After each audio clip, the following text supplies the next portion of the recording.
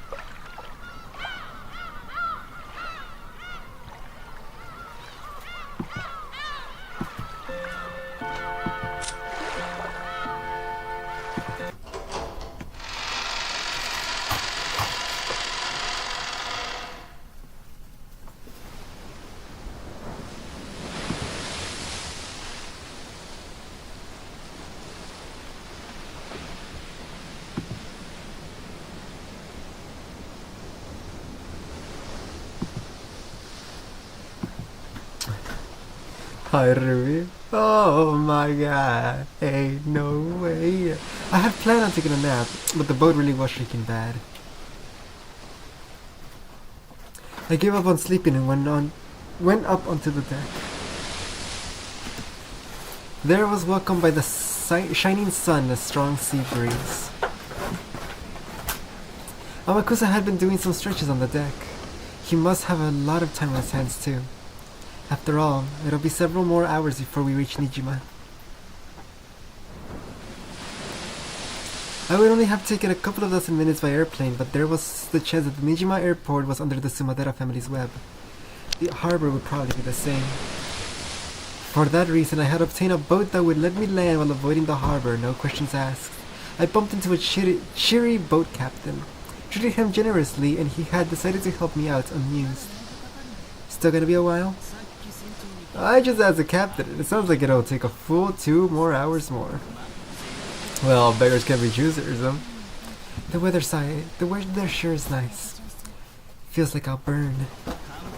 Going to read on the deck? You'll damage your book. Amakusa apparently thought this because I was clutching Maria Onen-chan's diary under my arm. I've been reading it half asleep, which was why I'd come back up while clutching it. How's it going? Think you'll be able to find the truth of Ronkenjima from Maria-san's diary? Who knows? No matter how much I investigate what happened on that island, it won't make for anything more than a theory.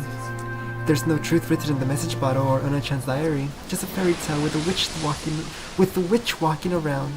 I'm stuck. Looks like you've got nothing to look forward to except questioning those involved in Nijima. I imagine the witch hunters have showered them with questions over and over, so I'm pretty sure I won't find any new facts. So even though your hopes are that low, you're willing to spend a half-day trip on a boat to go to Nijima anyway. Talk about fickle. It's like a journey of self-satisfaction, so that I can't say I investigated it. I'm not so naive as to seriously think that the truth of 12 years ago will be revealed. And when you're done with your self-satisfaction trip, what will you do next? Who knows? I haven't thought about it. I'll go to Nijima, ask some people who were involved. Then after going to Ronkenjima in the end and leaving some flowers, my journey will be over. Several days have already passed since this journey began.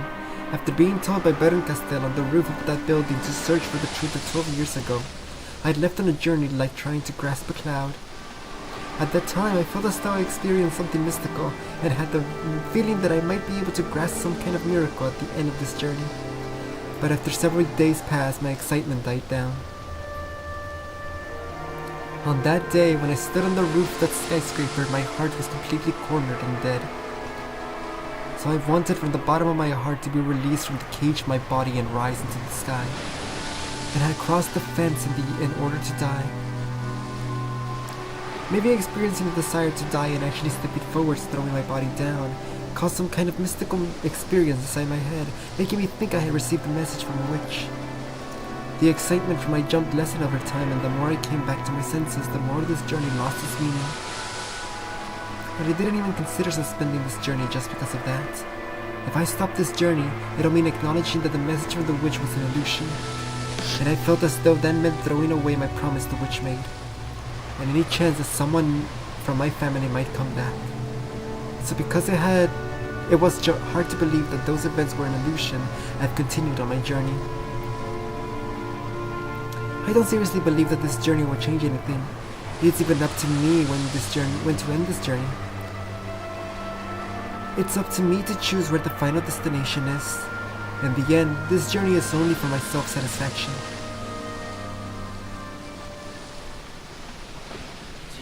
Self-satisfaction, huh? It sounds bad when you say it, but I think that's actually what life is all about.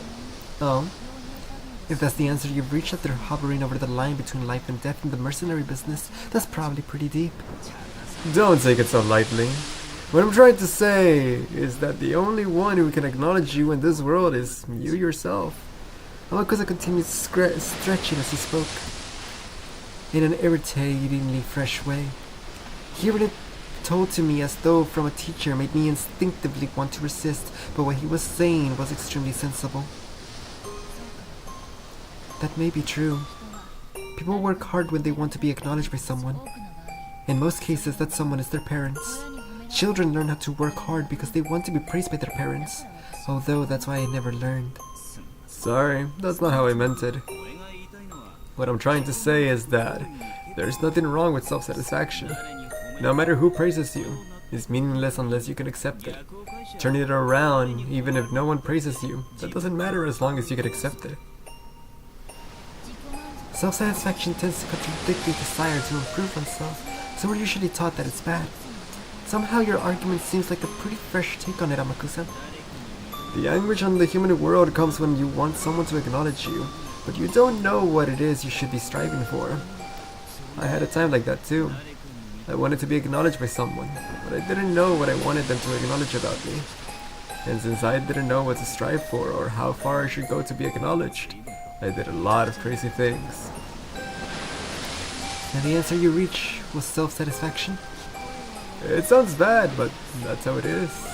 Rich is the one who is content with what they are, they say. If I'm satisfied with my life, it doesn't matter what other people say. It's the same for your life, and for this journey. No one has any right to criticize you other than yourself, Anki-san. You're the only one who determines the meaning and results of your journey. If it's been a meaningful journey for you, then that's more than enough.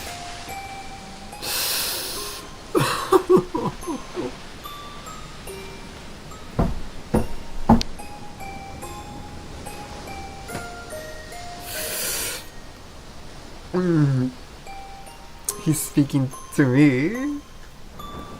I comprehend. I comprehend. I always did take you for a flippant ladies' man, but you really do say weird things every once in a while.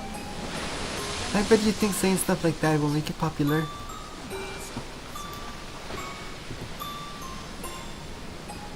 CWD Gaster? Shut up. Of course not, of course not. That's not how I meant it at all. Looks like you want to be left alone. I'll head over to see the boat captain. Please, take it easy. Amakusa apparently decided I was in a bad mood, although I didn't feel that way myself. Or he might have finished a set of stretches and wanted to cool off in the shade. The sea winds are strong, but not enough to cool the rays of the sun. Amakusa disappeared. Only I remained. Self-satisfaction is life itself, huh?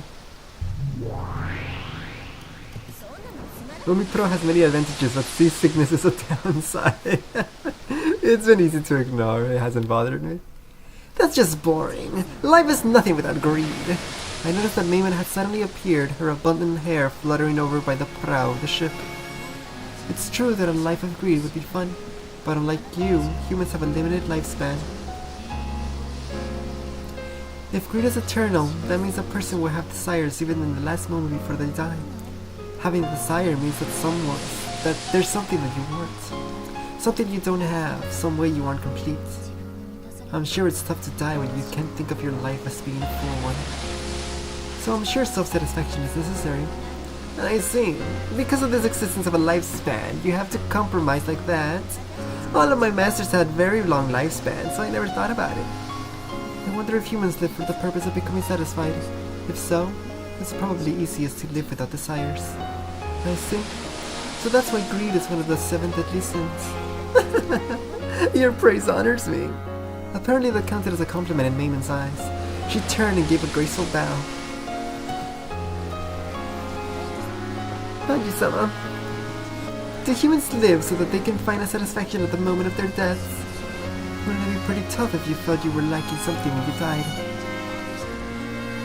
If so, then humans live only so they can meet a satisfying death. They live so that they can have a better death. They live so that they can die. This kid's saying something pretty incredible. I see, as I'd expect from a demon snake. However, it might be the truth. Humans suffer because they aren't satisfied and live only to find satisfaction. In other words, they might be the same as a desire to die unsatisfied. I can't counter that. People live in order to be satisfied, and they hope to die that way. So it's really painful when you don't know how to find that satisfaction. Just how can you find something like that in a human's life? By being acknowledged. By hearing someone say, "You are happy." If it doesn't matter who acknowledges them, then I'll do it. Yes, that's the problem. People don't know who needs to acknowledge them. So, searching for this person who can acknowledge them is the journey of their life. It sounds strange. Whether you're acknowledged or not, it supposedly doesn't change your circumstances. And yet, if you are acknowledged, you will be satisfied if you aren't, then you won't. It's almost like the blue bird. Because you can't notice the blue bird even though it's already in the cage, you have to go on a journey searching everywhere. What the heck? Humans' lives sure are stupid. That's right. Amakusa said something really good. Rich is the one who is content with what they are, was it? I don't know where that proverb came from, but it's deep. Basically, if you can't find enough satisfaction unless someone else acknowledges you, that's the same as not acknowledging yourself. The ultimate in self-fulfillment is acknowledging yourself. That's right. Because if you can know that you were fully satisfied, there's no need to be acknowledged by anyone. Just by taking notice of the small things, the human's foolish journey onto life can be ended easily. You can spend the rest of your life playing and having a good time. A human's life is so ridiculous. Maymon's choice of words was bad, but it was surely the truth. If most of a human's life is a journey with the hopes that someone will acknowledge them, so that they can achieve a satisfied death, then when they realize that the person doing the acknowledgement isn't someone else but they themselves, the pointless journey can end. Humans who have ended that journey can probably spend the rest of their lives as they wish with their heads held high. How noble, how praiseworthy would that be? You know, it seems Amakusa is on pretty bad terms with his parents, hiccups. That makes sense. Any decent parents would want him to get the hell out of the trade he's in. Does that really matter though? As long as it's fun for the person in question. Exactly. That's what it comes down to in the end. Criticisms formed by the observations of other people doesn't matter. If your existence is firmly acknowledged by you yourself, that's enough. If you can live with confidence in yourself, you'll surely be able to accept and be satisfied with any kind of lifestyle. I'm sure Amakusa will eventually eat a stray bullet on the battlefield and get seriously injured. He might even die. But I don't think he'd view that as something unfair. I'm sure he'd cackle about how that's also part of life. What a great way to live! I could fall for the guy! Pitiful humans who can acknowledge themselves wander about searching for that their whole lives, and without anything being accepted, they do nothing but grumble and die while still unsatisfied. How pitiful. Compared to people whose lives drag on without any purpose, Amakusa is more likely to eventually die by the roadside, but I think he's much more noble for living his life with his head held high. Aren't the winners in life those who achieve enlightenment? If they can do that even a little sooner, they'll be able to live that much more of their life effectively. With Mayman's words, I can finally accept a certain fact. In the past, I've called that girl unusual, a little strange. However, that wasn't true. All she did was keep her head held high and finish her journey faster than anyone else. Maybe that's what made Maria Onichan so amazing. When she was at that age where she might or might not enter the first year of elementary school, she had already reached that point. For people like us, looking at her life from the outside, it wasn't something we'd call blessed. But even though days like that were engraved in her diary, they've always finished up by saying that it was a happy day. Even though the part of her mother that didn't love her daughter came and went, she believed that her mother loved her. The mother's love that didn't exist, she created herself, filling her world with love. Others might observe her as an unsatisfied, pitiful girl, but she herself acknowledged that she was satisfied, and so she was happy that way. It's easy to observe that as something pitiable and sad, but to her, that was an outsider's opinion, so it didn't matter. Whether or not it was happy for her was the only important thing. It's just how when people who live in the city point to the lifestyles of those in rural areas and mourn their inconvenience and feel sympathy for them, it's really none of their business. If those who live there are satisfied with what they have, that's more than enough.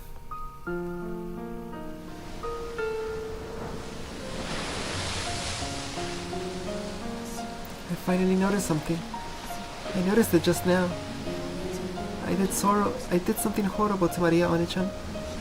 And to you all, and Sakotaro as well, on that day. Whether magic exists or not, that's not up to other people to decide. It's up to yourself. Whether magic exists to Maria Onichan is a problem for Maria Onichan to decide, not me. And yet, when I was young, on that day, I said it. By saying there was no way magic exists, I hurt her. The fact that magic doesn't exist in my eyes matters in my world, but denying it even in Onichan's world for that reason was totally misguided. Mariage sorcery as the Witches' Alliance Maria Onichan created. I was invited into it and told to become a witch with them. Thinking it a new, interesting game, I went along with that for a while.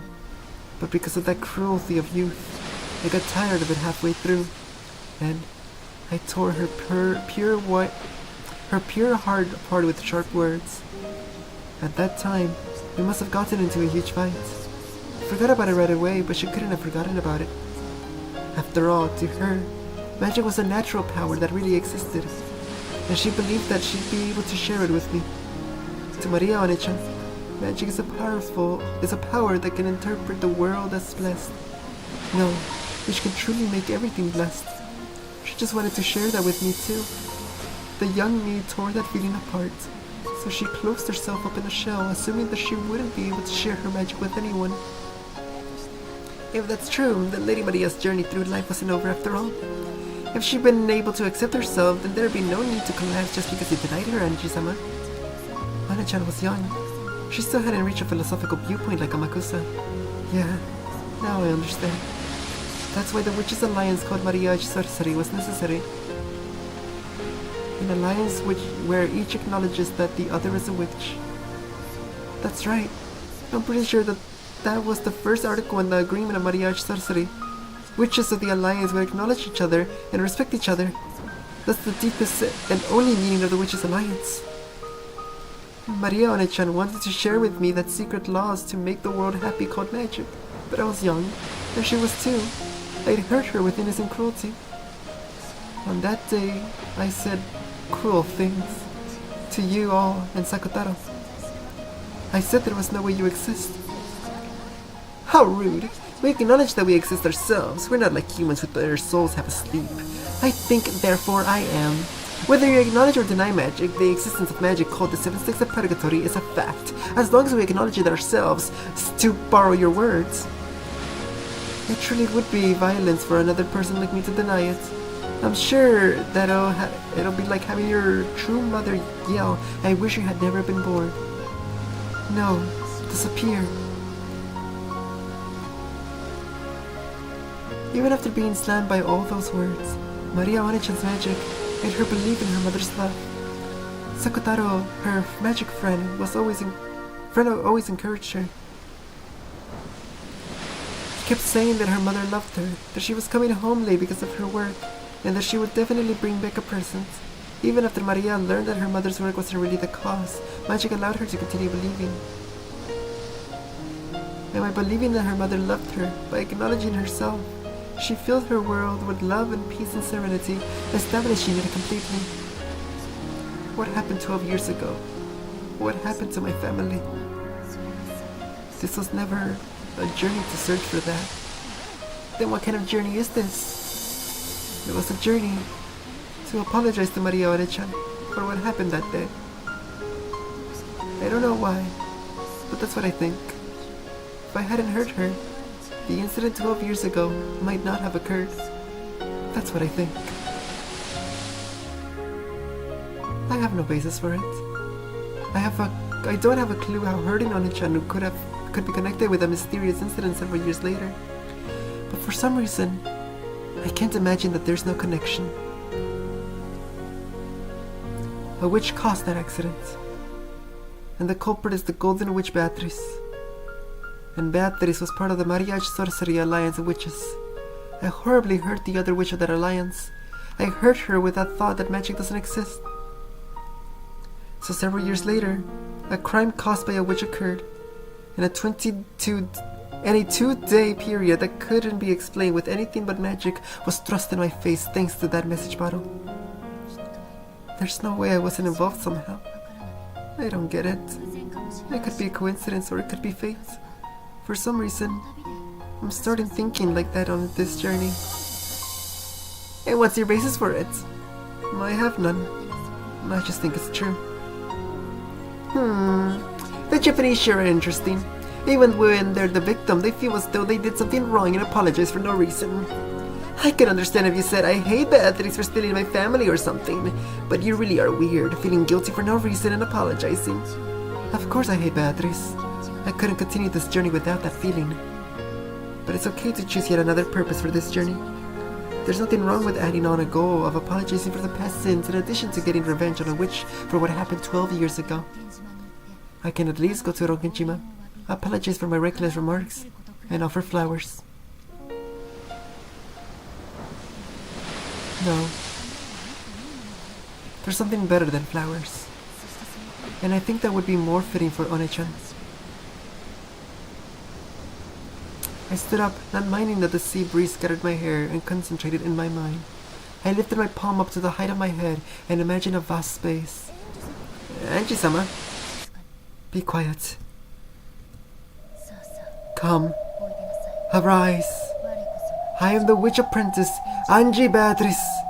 I was excommunicated, but I was once a member of the same alliance, and you are the dearly missed furniture who played with me. Answer to my call. It was hard to tell in the middle of the day, but a faint blue light gathered around the palm of my hand. Then, Sakutaro's form was revealed. It truly did bring back memories, that figure. His cute ears, his bright red muffler. It came off easily, so One-chan faithfully rewrapped it all the time, didn't she? Yay! But how? They just said that only Rosa could do it.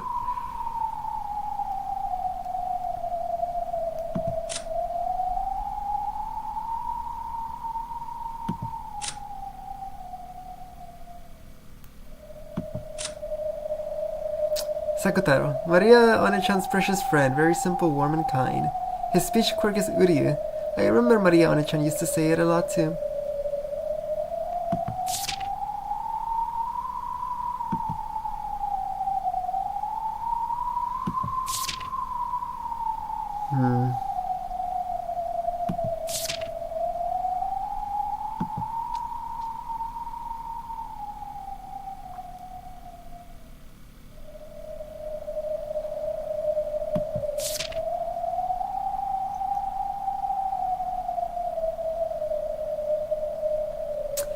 They're just saying that the vessel cannot be repaired, only by Rosa. But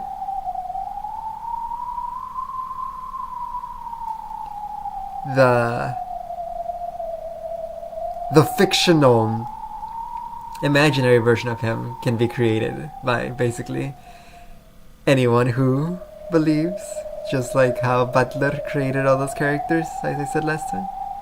Click one more time for cooler music.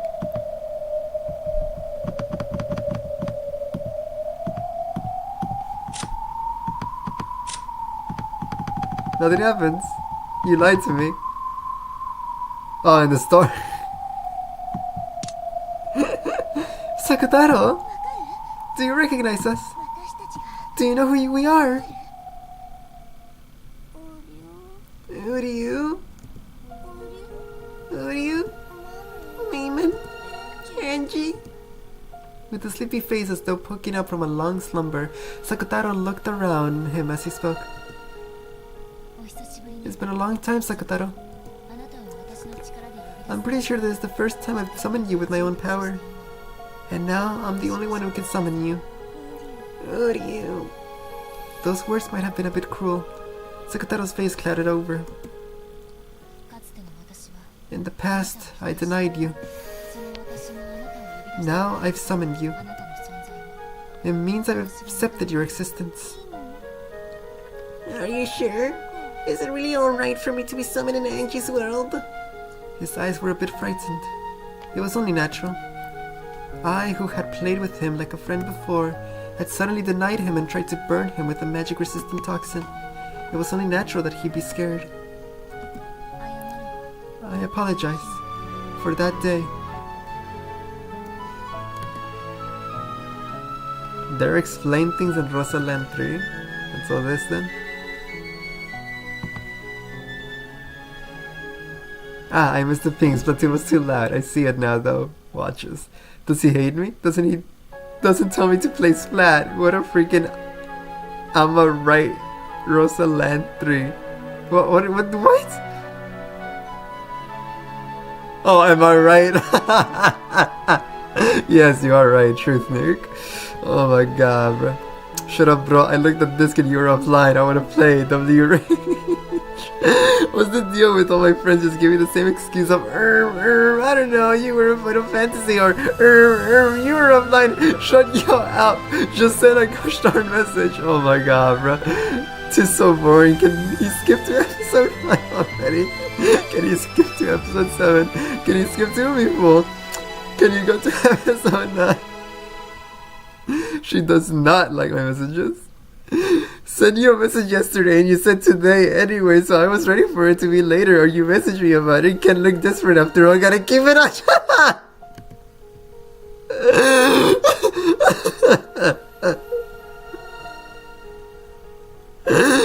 Anyway, yeah, we play up through Umi stream.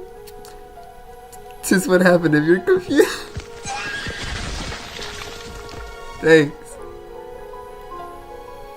Whoa! Whoa! Magic! That's Gore of the Uryu. The lion doesn't concern himself when the uninvited sheep talks. I like how you read out the drama. It was funny. I had to. That was good. That was good stuff. Thank you all. Thank you. The Splatoon talk really explained what was happening in Umineko. I apologize for that day. To you too, babe.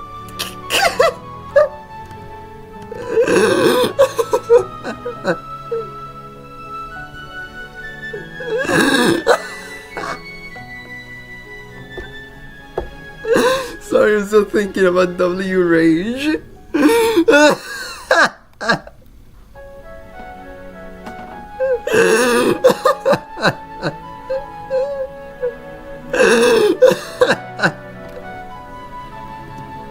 I'm good. To you too, Mayman. And to the rest of you. What the heck? What are they all doing here? At some point, the rest of the Seven Sisters had gathered on the deck. I need water. The lab exhausted me.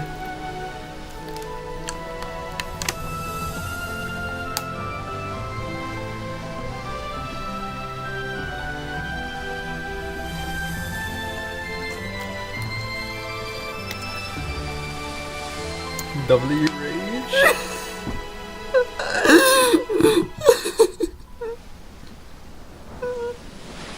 Okay, I'm good. I'm good. No, they were always there. Always by my side. As long as I acknowledge that it's okay for them to be there, they'll always appear. You certainly do exist. Lucifer, and Leviathan, and Satan, and Belphegor, and Raven, and Beelzebub, and Asmodeus, and Sagataro too. Why does she have to say it like that? Are you sure? You're the one challenging Battery-sama, Anji-san. Is it okay for one in the position of the Nine Witches to acknowledge us? As to whether magic exists or not in my world, sorry, but let me put that on hold. She's just like me. She's just like me. It's not like I myself acknowledge the existence of magic. But then, doesn't that contradict the fact that you're acknowledging us? It's because magic exists for people who believe, even if I don't. If someone believes, then magic will exist in the human world. The fact won't change in the slightest whether I believe in magic or not. Hi Phoenix. But for real though, I saw that bit on Instagram when I was at that part of the story. That's really funny.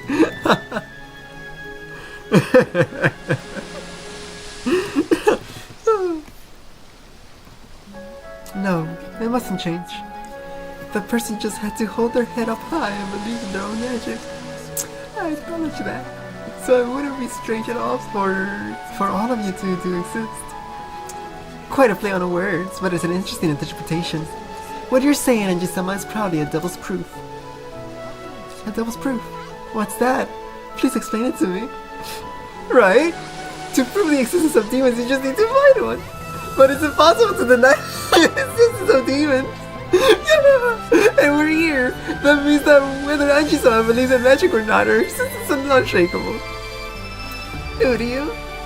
The magic-resistant toxin is disappearing from Anji. You're right. Even though you're in a position of denying magic, why?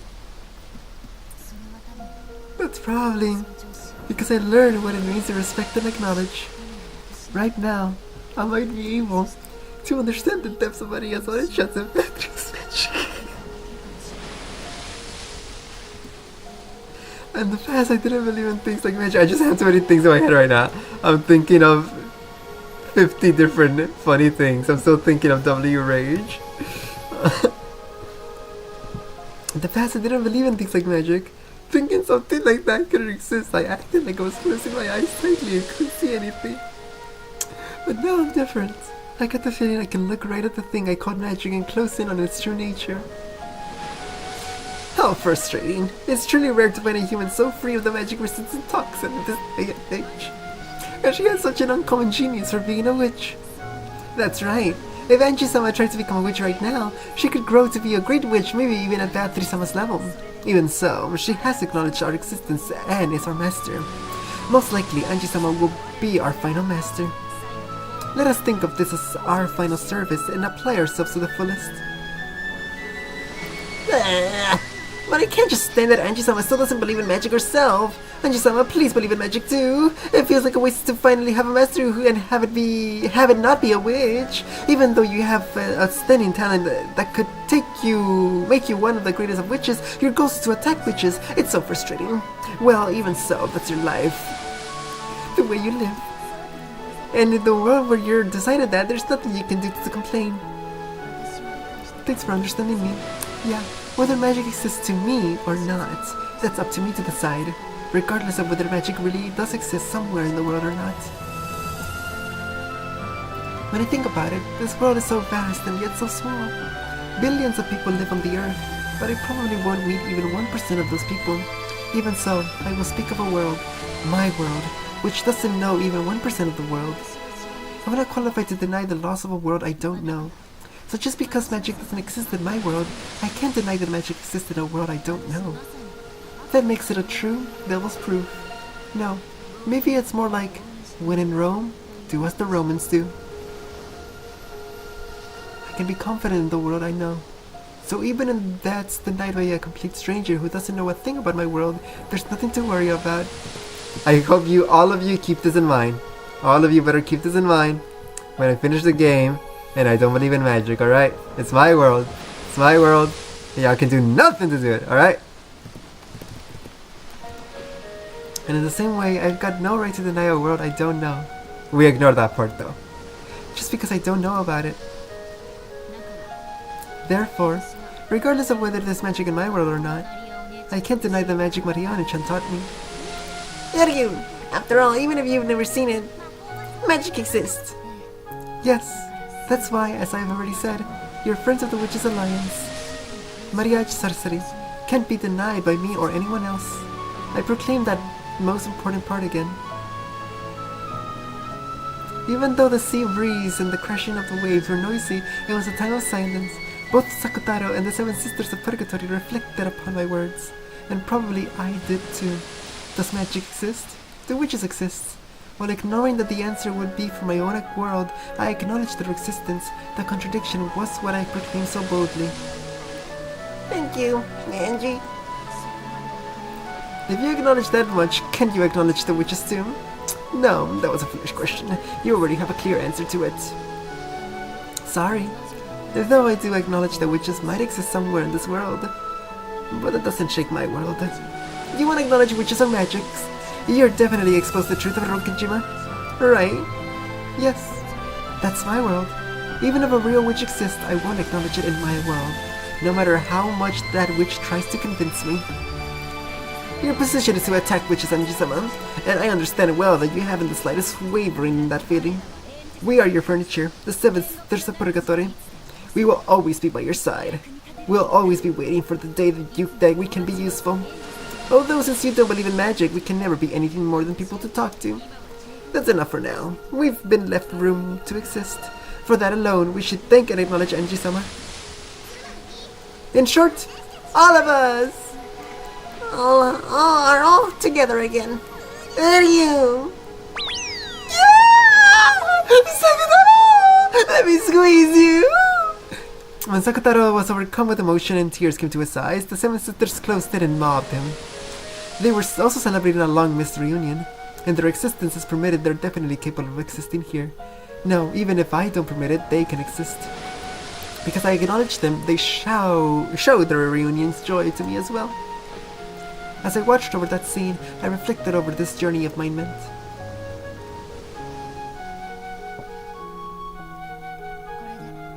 I wonder if everyone will forgive me this way. You've done enough. We are furniture. Just being summoned, just being allowed to be by your side makes us happy. Ryu, Angie, thank you very much. Come to think of it, why was I able to summon Sakutaro? No, it's the other way around. Why wasn't One-chan able to summon Sakutaro? Maria One-chan had despair thinking that Sakutaro had died, which meant that she hadn't been able to summon him like this anymore.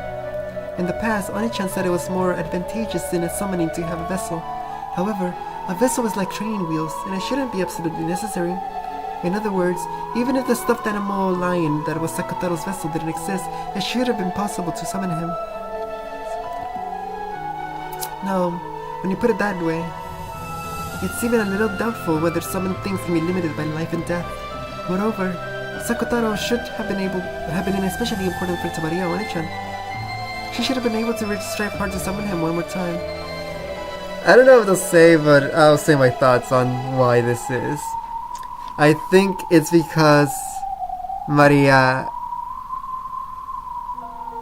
sees Rosa as the ultimate authority, like the one who truly decides the truth.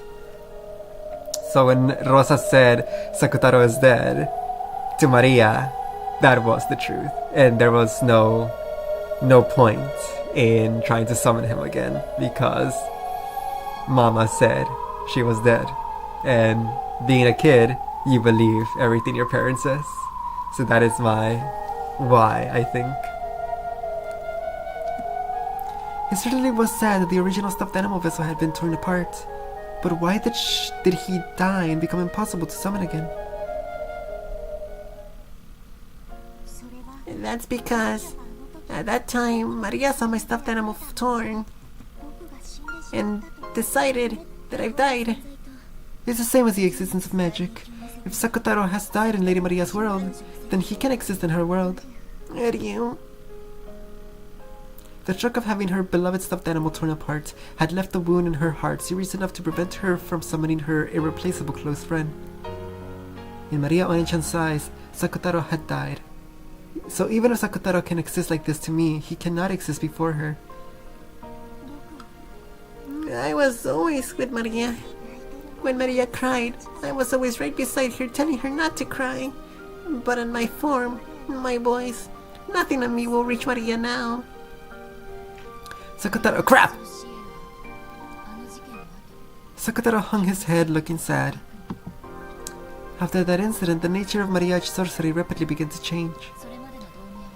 Before then, the alliance was a peaceful thing. But after that incident, it grew full of shadier things, focusing on how to curse people you hate. Oni-chan's diary began to show a clear change. A diary is a mirror that reflects one's heart as it is. It probably showed the personality called Maria... What? It probably showed the personality called Maria died and be reborn as the evil witch personality, Maria. When she buried the diary in hatred and sadness, her heart surely wasn't satisfied. Because it wasn't satisfied, she had to bury it with hatred and sadness. And while she was still unsatisfied, she met with death.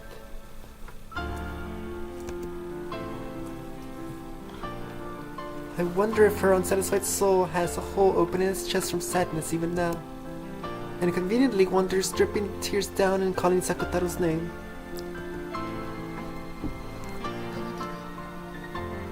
Oni-chan needs you. Ryu.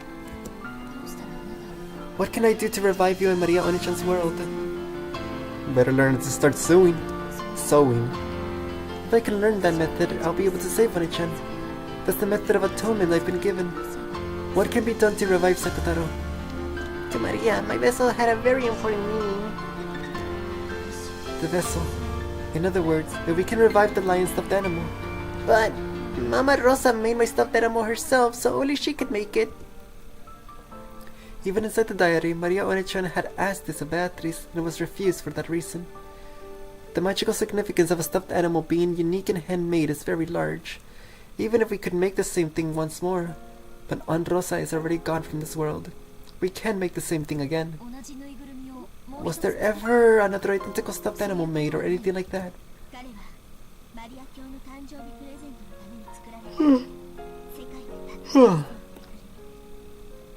He's a stuffed animal made to be Lady Maria's birthday present, and is the only one of its kind in the world. A handmade and unique vessel. That's why it conceals a great magical power. And if lost, it cannot be obtained again. It won't revive. Ryu. Because she knew that, Maria Oni-chan watched a stuffed animal which was unique in that world get torn apart and despaired. Because it was the only one of its kind in the world, and she couldn't permit a compromise such as buying another one. She had despaired from the bottom of her heart. But Sakutaro is right there. Even without a vessel, he's here. Because I acknowledge that, he certainly exists in my world. Even if Maria Oni-chan doesn't acknowledge him, that cannot be denied, right? Logically, that's true. But I think using the same logic to make Lady Maria accept them could be difficult. Maria, I'm not dead. I'm right here. Ryu. I'm sure that on Ronkenjima, I'll be able to be reunited with Maria Oni-chan. And, no matter what, I'll revive the you that's inside Oni-chan and let you be reunited. Can you do it? It'll probably be hard. Just like how after being invited into the Witches' Alliance, I rejected it without understanding what it meant. She might also reject your existence. But I've got to do it. That's the only way I can atone for my sins. Anji-sama. What's waiting on Ronkenjima? And what will happen? What will be created? Or maybe nothing will happen. That island, which was the beginning of everything, is the final destination of this journey. You all are the furniture of a witch, so as your master, I have to take you home, to that witch's island, to Ronkenjima.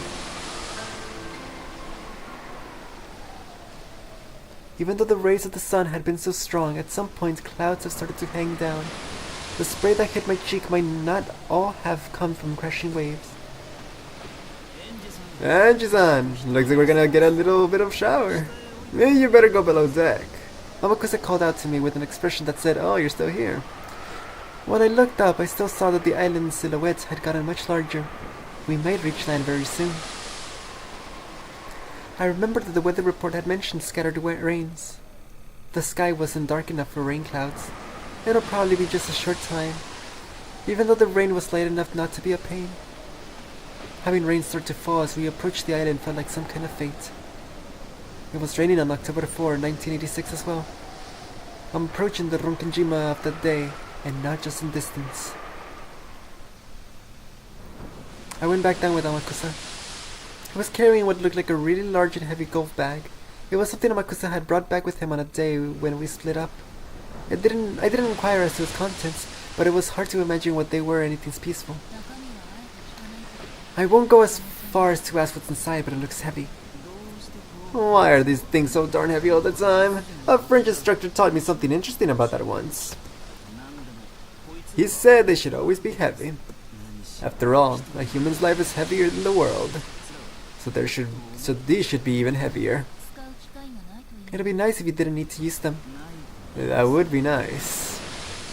Amakusa set the golf bag like luggage down beside him.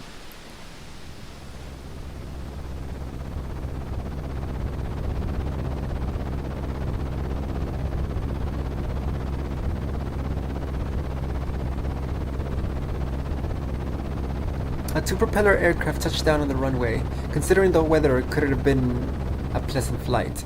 Everything after this flight had been suspended due to weather.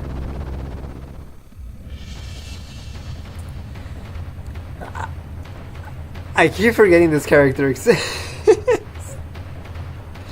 Cutting through the dressage, she traveled the runway. Sumadera Kasumi entered the lobby with two black suits as guards. The four black suits who had been waiting inside the lobby stood up and respectfully lowered their heads in salute. She's so ass, man. She's just a plot device. She's nothing. She's necessary so that Angie has more tension in her story. And yeah, that's it. Hi, character. Thank God she's only a plot movie. That's what I'm saying. Yeah, plot device is the word. Yeah. I'm glad we had the same thought. Katsumi-sama. Propeller planes certainly do shake. I wouldn't want to ride one again. We have a car prepared. Please, this way. They got into two luxury cars that have been rented. I have no idea how they're going to end this story, though. Like, is she straight up gonna die, or...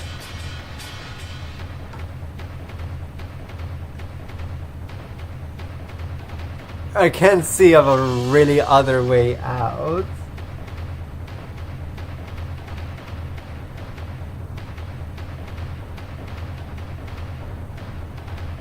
Angie's still a minor, right? So...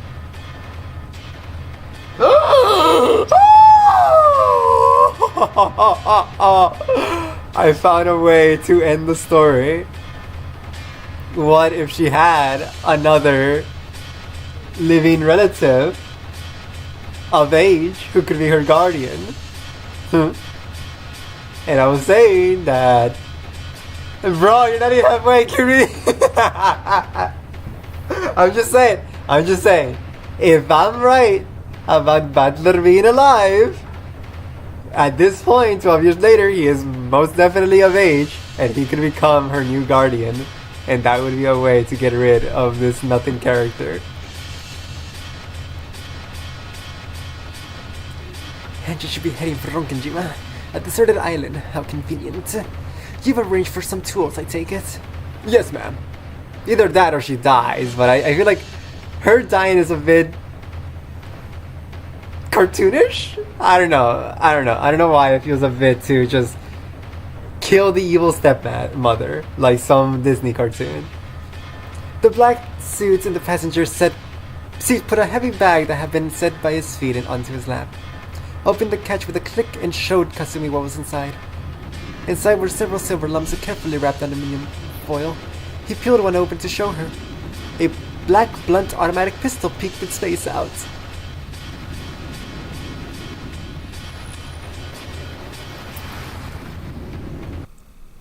Bro, you're not even halfway. Keep reading. Ushiromiya Kinzo! Oh, lock in. Lock in. Lock in. Lock in. Lock in. Lock in. Lock in. It was already approaching 10 o'clock at night. By now, the typhoon had wrapped itself around Rongenjima. Even the rose garden that had looked so beautiful midday was beaten down upon by the fierce wind that resisted with all its might, undiluting and trying to keep the flowers from blowing away. In that rose garden was Shannon in the lead, Butler holding up an umbrella, Jessica and George carrying the sleeping Maria on his back, and all headed for the guest house. Oh my god. I missed you so much. My god. My god. Oh. The game is good again. We can at least make it to the guest house from here. Shannon-chan, it's fine. You should go back and rest. I guess I kinda missed her too. Don't worry, seeing you off is also part of my duty. Why are we angry about this? It's Butler! Do we not glaze Butler now? Oh, Jessica! Oh, Jessica, you nothing for your character. Oh, I love you. The family conference is going on inside, and Mom and Genji are probably getting stressed. If we keep you, they'll misunderstand and think you were being lazy. That's right. Just graciously accepting our offer might be the best way to avoid burdening people. Thank you, Shannon. What is crazy to us is that you like... I really like Kinzo. It's just... he's the main villain. I love villains, and he's a great villain, and I just... oh, I need to see him. I need to see him do mastermindy things. Not at all. Certainly, as my lady has said, it is very tense inside the mansion today. Therefore, coming with all of you allowed me a breath of fresh air, and I've been able to relax a bit. The family conference, huh? They went to all the trouble of chasing us kids out, so they're probably talking about something or shady. Wait, has no one died in this episode? I thought the first Twilight already happened. Whoops, I forgot. I was thinking of episode 3. Yeah, because I was in my mind Shannon had already died, but that was episode 3. Yeah, nothing has happened. Nothing ever happens. Yeah, correct. Yeah, I forgot. Holy cow. I'm scared again then. I was like, okay, so these characters already died. Whatever. Continue. Go. Skip. When does this get good? But no, I'm scared again. Oh, we're gonna die this time. Probably. I'm sure there's nothing we can do to help out. Just trying to stay out of their way is probably the best way for us to be useful. I'm sure it's all just money. Even though they act like they're so rich most of the time, when it gets tough, they all start getting pushy. Why don't they just be grateful and split it evenly between everyone?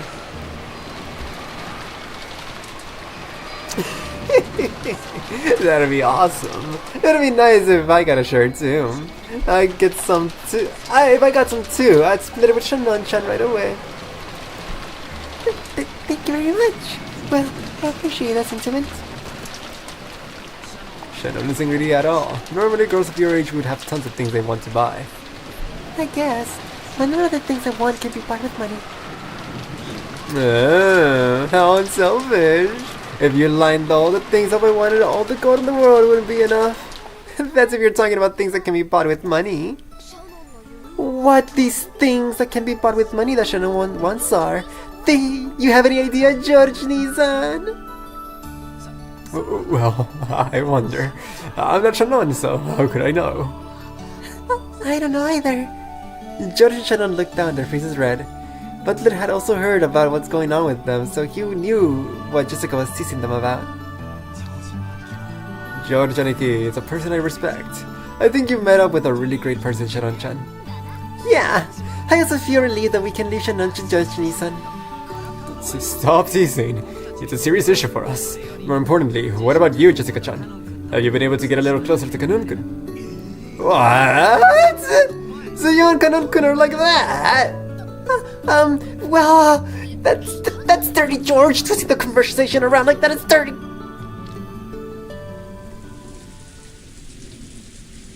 As they had an animated discussion with ups and downs, the four kids headed for the guest house.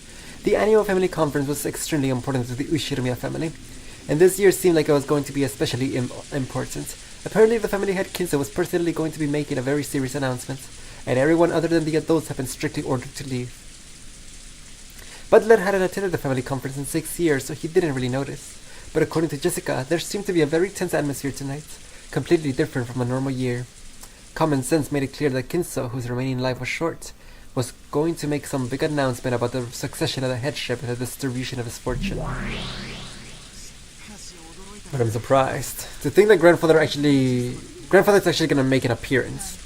I see. So this is the witch's counterattack. I wanted to leave the Joker called Kinzo face down a little longer, but it's probably about time to turn it over. Trump cards exist to be used. Damn. My theory that grandfather was dead since the beginning and a different 18 person had snuck in is now suddenly torn apart. I had foreseen that you began to doubt Kinzo eventually. Yes, now your reasoning has all gone back to square one again, right? With this, your theory that Kinzo was dead from the very beginning and I was hiding an 18% goes poof. Fuck. But no way I'd lose heart. That's only one theory gone. I'll take you like a storm, like a tornado. I'll have it no other way. Even if the first twilight has not yet began, it is far too early to give up. That's right, and it's not like it was the night with the horrid truth. At this point in time, Butler's theory hasn't been defeated. It's too early to say you've won. Yeah, that's right. It's still too early for me to just swallow her story. Grandfather is supposed to finally appear. But there's a chance that they'll all talk about how his health's gotten worse, that he won't appear after all. Uncle Kraus might be trying desperately to hide the fact that grandfather really is dead until the last second. I see. You could also think of it that way. Do as you please. It will be resolved soon. Very soon.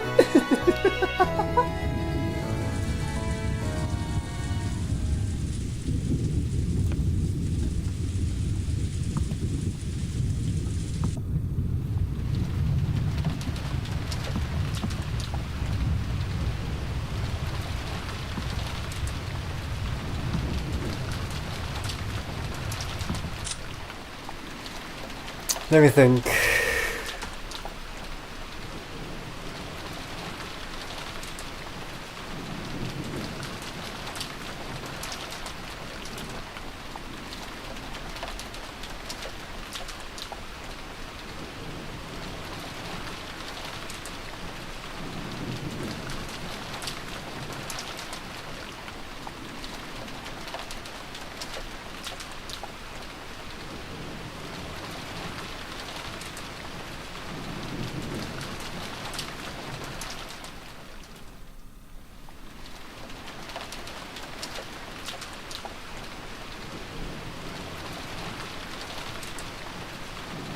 I'm trying to remember my previous theories. I forgot a little bit.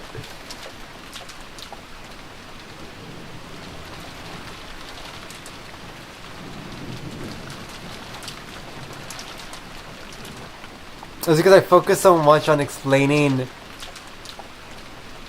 like the current world of how Butler could be alive and Butler went with Eva to Kuadorian and the truth of Kuadorian and all the Beatrices, that I've neglected solving the murders, and I forgot what I said to explain some of them. But 1 second, let me plug in my charger.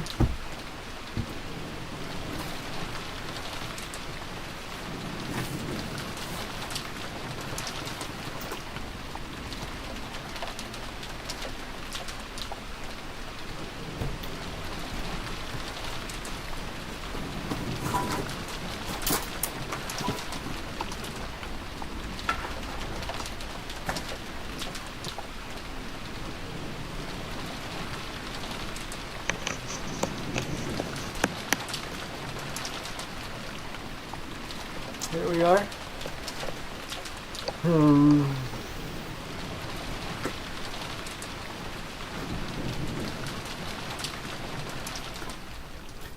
Because I basically just blamed everything on Shannon.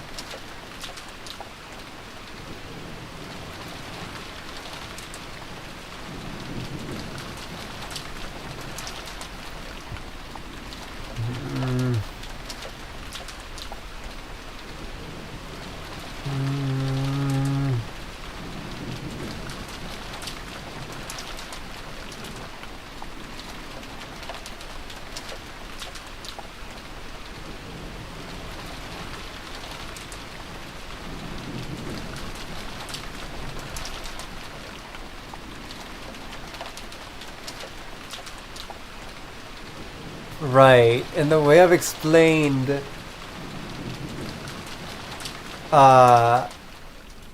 having more dead bodies than accounted for is because of their fake names, Shannon and Kanon.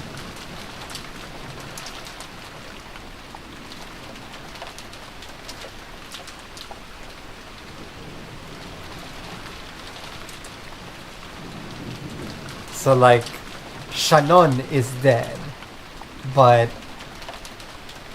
the real Shannon, like her real name, that one's still alive. Kanon is dead, but his real name, that is still alive.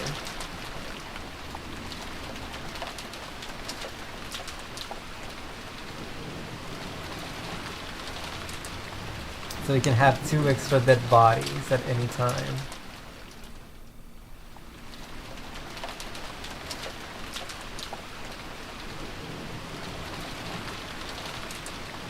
While keeping 2 people alive.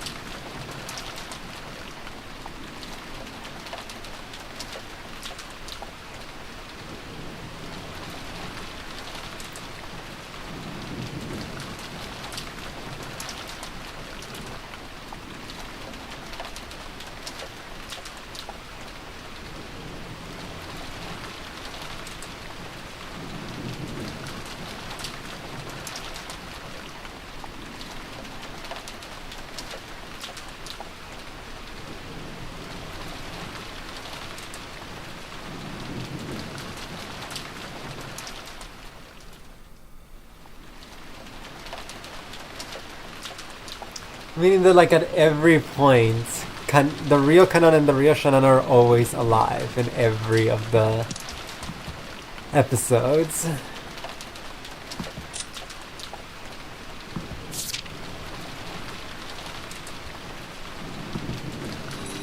No! Stop! Wait.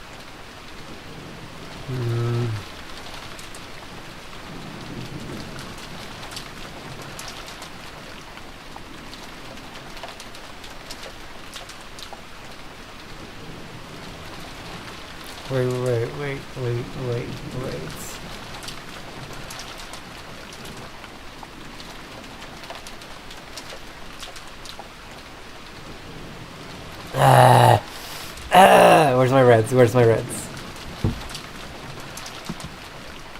I feel like something doesn't add up with that.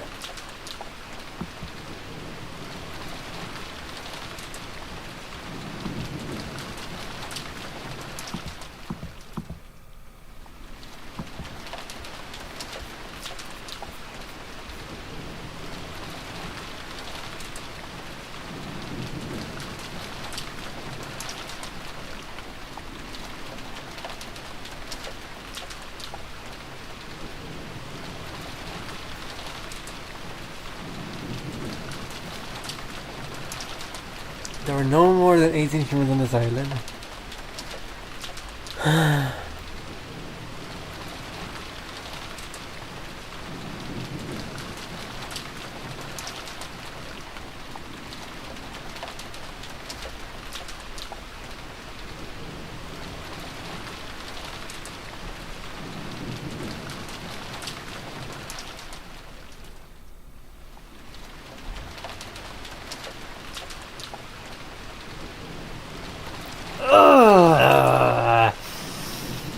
more than 18 humans on this island. Those 15 are all dead. Butler is alive, Eva's alive, Jessica's alive.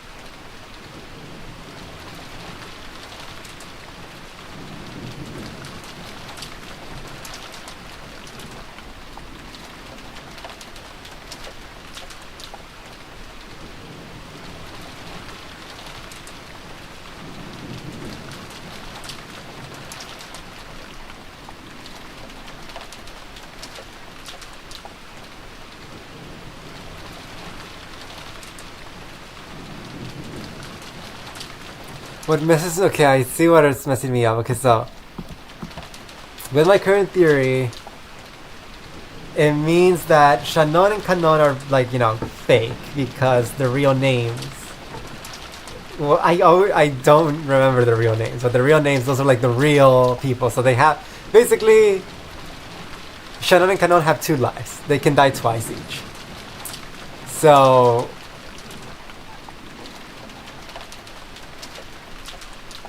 when she says there's only 18 people, there's 18 people plus 2 extra lives for Shannon and Kanon.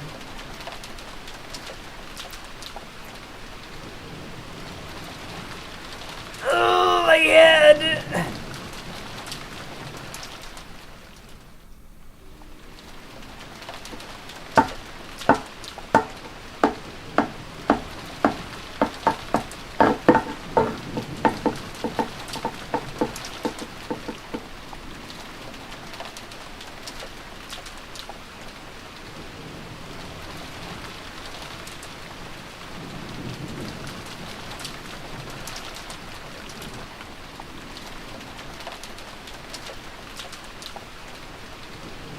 No, we'll leave it to another day. I'm at a cusp of something. But it's just... nothing adds up. Definitely we leave it until I actually, you know, try to solve everything. For now, we let it be. Keep it on the back burner.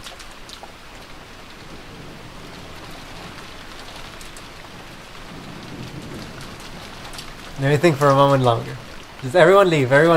You're not missing anything. Just come back in 5 minutes. Trust.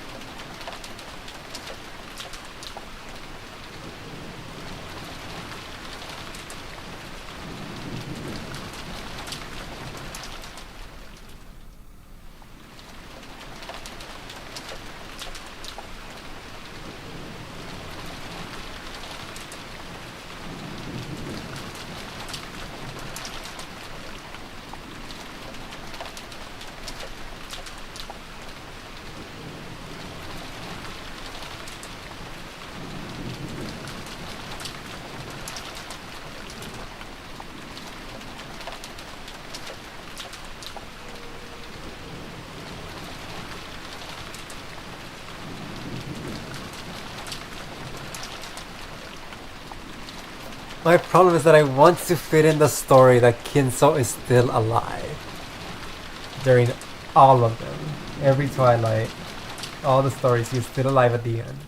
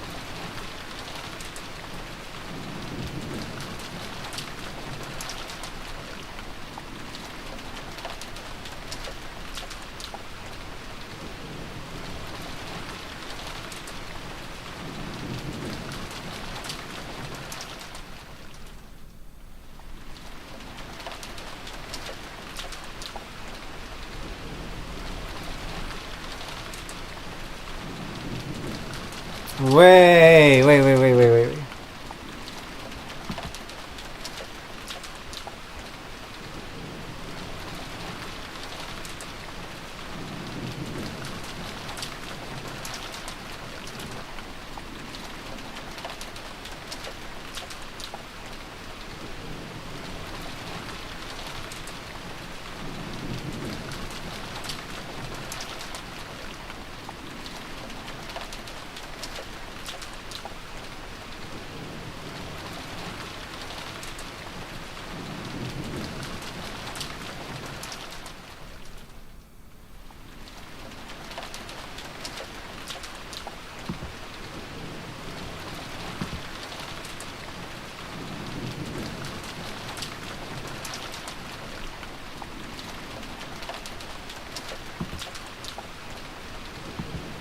No, I got nothing. We're it feels, it makes me, it hurts to just continue on with nothing new to say.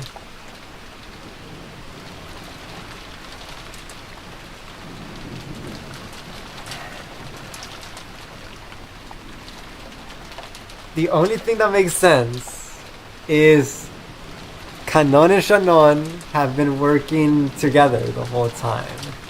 And they're both in on it. And they are both just following Kinzo's orders. And all three of them live until the end in every game.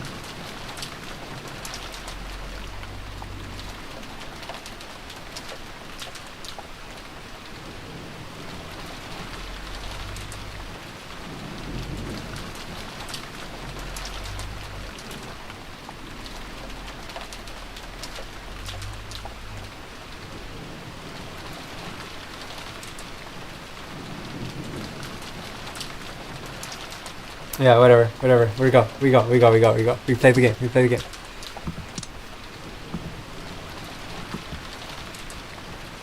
All of the relatives in Manjo could be seen in the dining hall. Nanjo sat alone quietly watching the wind and rain outside.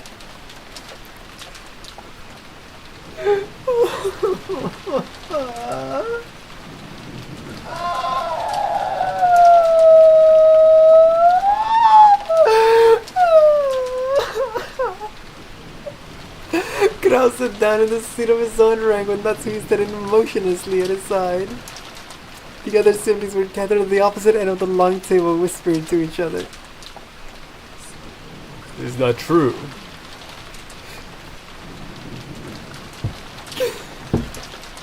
Yes. Maria said the person who gave her the umbrella was father. What in the world? In other words, our strategy has collapsed at the roots.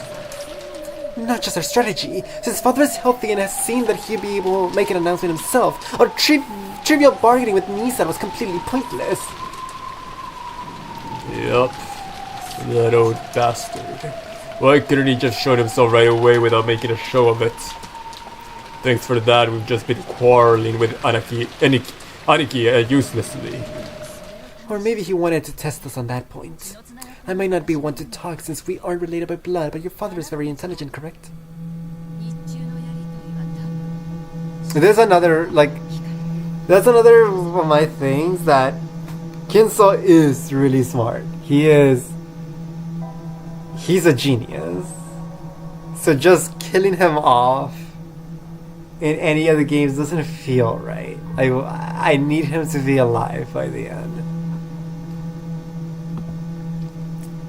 Our arguments during the day were probably overheard by one of the servants and reported to father. Incredible. The fact that we were making a fuss with father's inheritance as our goal is now right in the open. It's just incredible. Eva uncharacteristically held her head dejected. If, as Kairi has said, everything had been going according to Kinzo's plans from the beginning, and if this was a huge setup that had been kept up for over a year trying to find the siblings' true intentions, then they had fallen for it completely. We still don't know for sure that it reached father's ears. Wait, I forgot. I was too busy thinking. I'm watching a friend play Outer Wilds on your stream. Can you summarize anything important later in Rosaland that you yap about? I shall, yes. But that would be nothing because I failed and there's nothing to say anymore. No, it definitely has. Everyone but Nissan claimed that father was dead, and none of us believed that father's good health. It's over. Father will make an announcement, and Nissan will become the successor, and he'll say we aren't even qualified to wear the one wing. One sec.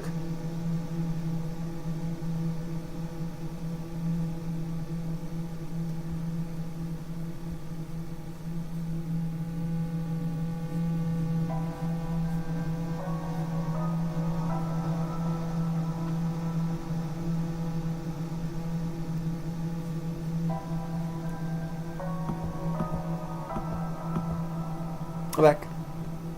I already did, but did I? Oh, no, if you did it, then that's alright. Thank you, Sam, you're the best. There-san, get a hold of yourself.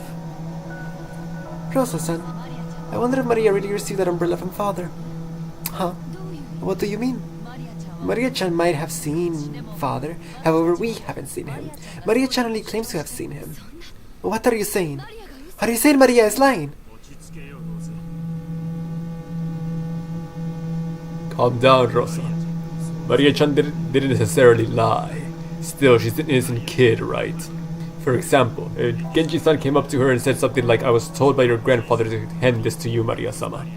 Then even if Maria-chan hadn't met Dad, she still might say that she got an umbrella from him, right? That's right.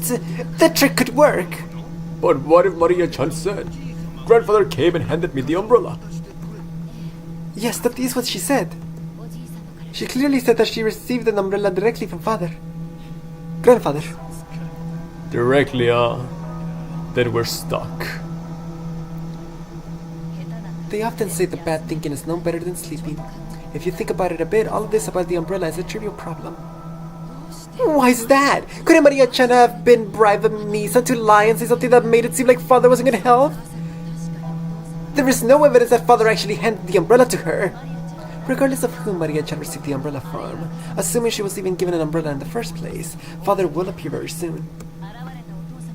Once father is in front of us, the problem with the umbrella will become completely trivial. In other words, this is not the time to gossip about umbrella issues.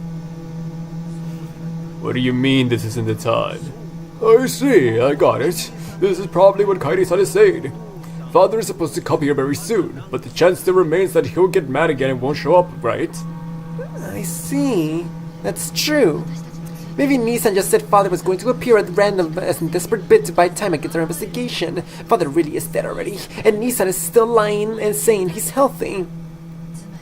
In short, if father appears, there's no schemes will be effective. There's no need to even think about that case. We're fish on the chopping board. We'd have no choice but to leave fate to the heavens and negotiate directly with father.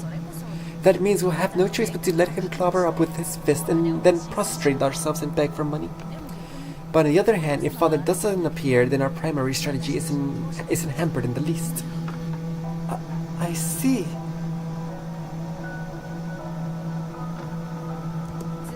In short, no matter which way it goes, there's absolutely no need to get flustered now. That's it. If father shows up, we just have to carry out the normal family conference. If he doesn't, we just have to keep on investigating Kraus-san. We can't let him talk his way out of it. Like if he says father's mood has suddenly gotten worse. It seems that we really should be It seems we really should be trying to figure out is what scheme Nissan is going to try to trick us with. The way he just doesn't know how to give up is something I know better than anyone. If father is well, we'll prostrate ourselves and beg for money. If it's a farce of Kraus-san's, then we'll continue our ugly sibling fight. It sounds like this year's family conference is going to be just wonderful. Yep, so bad thinking is no better than sleeping, huh? It's almost 22 o'clock. Should we press, Aniki? Rudolph and the rest looked at Kraus. He was sitting down and firmly and looked like he was awaiting Kinzo's arrival with an air of composure. They couldn't tell if he really was composed or if he was scheming about how to tie together his lie. Dear. Calm yourself. We won't get anywhere by making a fuss after all this. Let's leave it to Genji-san. It's almost 10 o'clock, isn't it? There was a time that had been set for tonight's family conference to open, and it was that time that the Ushiromiya family had needed to appear. Right then, they heard the sound of footsteps approaching from the hall. There were multiple sets. Natsuhi raised her head, relieved. Because of the sound of a knock, her expression was filled with disappointment, because Kinzo probably wouldn't have knocked. Please excuse us. I have finished closing up the mansion for the night. It was Goda and Kumasawa. Unlike the powerful Goda, it was rare for Kumasawa to, with her old body, to be forced to work this late. Of course, Kraus also seemed to know that. Indeed. Good work. My apologies for making you work at such a time, Kumasawa-san. Oh, it's nothing. I may not look it, but staying up late is still one of my specialties. Would it be okay to at least let Kumasawa leave without being an observer? It really will be difficult on her body, I imagine.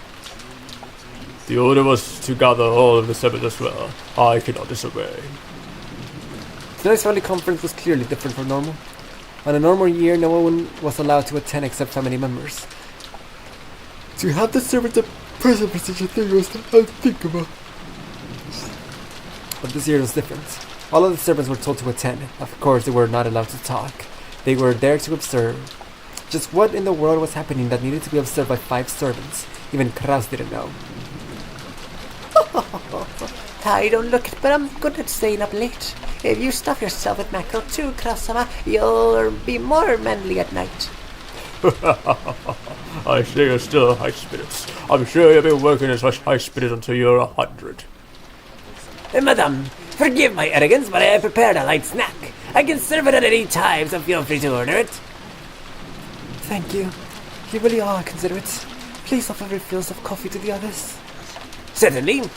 After nodding, Goda took the pot towards the relatives gathered at the other end of the table. Oh, what? As he did, more footsteps approached from the hallway. It was a single set.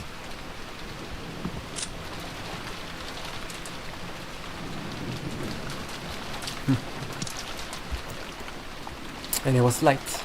Even before the knock, they could imagine who it was.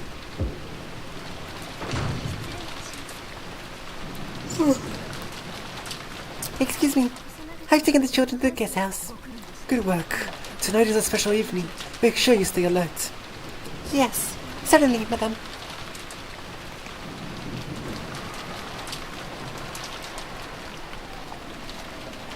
Miji had gone with Kanon to meet Kinzo, but there was still no sign of the return.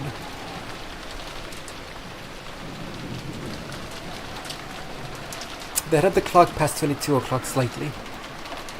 Once sure of that, Eva spoke to Kraus. Nissan, it's time. Are you still going to start the family conference? The arrival of the guest of honor has been delayed. Wait a short while. How long? Sorry, but time's up. I won't have you saying father hasn't quite shown up yet over and over until dawn.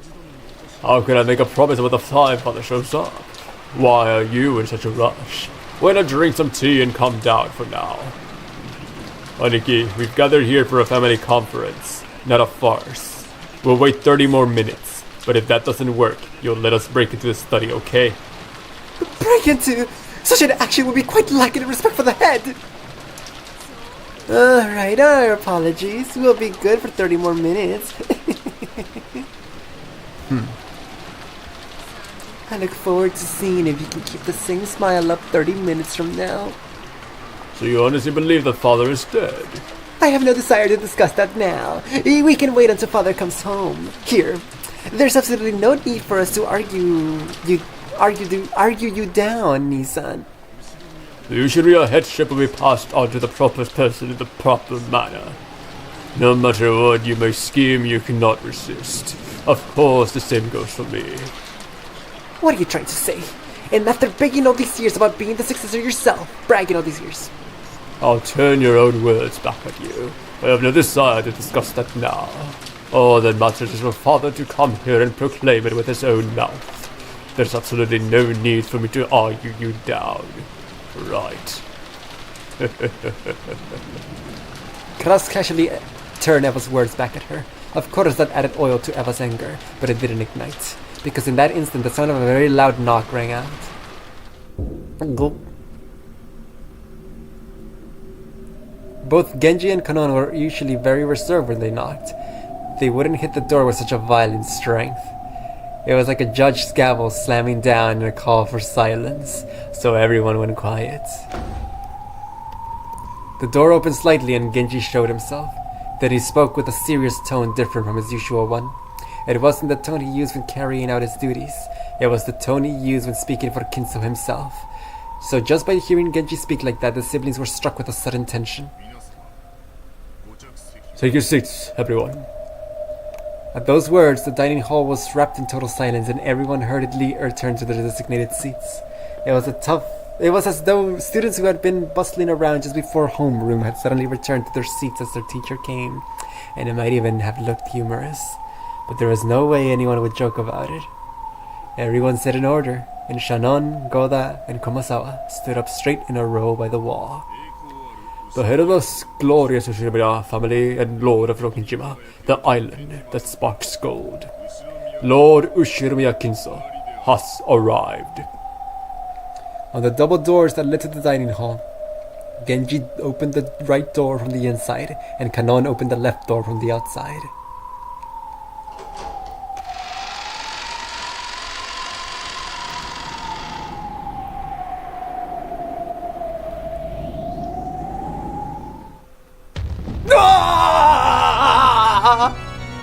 And welcome by a respectful bow from those two majestically fluttering his cape, Kinzo appeared.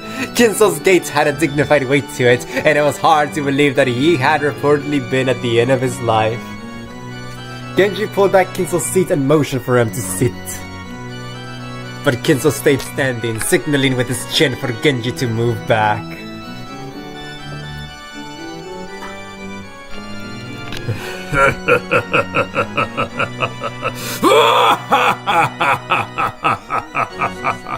Welcome to Rongenjima, ladies and gentlemen. Why the frightened face, Ella? No, why would I be frightened? I'm just ready to find you and exit spirits, Father. Emma, you're as amusing as ever, aren't you? Why don't you just honestly say how frustrated you are at losing your bet with crows? You can't say it, can you? Eva realized that their conversation during the day had indeed been leaked to Kinzo, and she hung her head, turning red. Well then, my sons and daughters and their companions, tonight I shall make an important announcement regarding my inheritance and the succession that you all seem so keen on. But first, I must tell you how incredibly disappointed I am. After all, until this very day, no one has been able to solve the riddle of the epitaph. Even though Kinzo said he was disappointed, a condescending smile rose to his smile as though there was no way the likes of these could have solved it, and his gaze passed through all of them. I had planned to hand over everything to the one who could solve it, but none have been able to solve it before today, and here we stand with nothing of mine passed down to anyone. How shameful to think that not one among you has come forward with the qualifications to succeed me. How truly disappointing and shameful and pathetic. The siblings hung their heads in silence. Of course, they would have solved it if they could.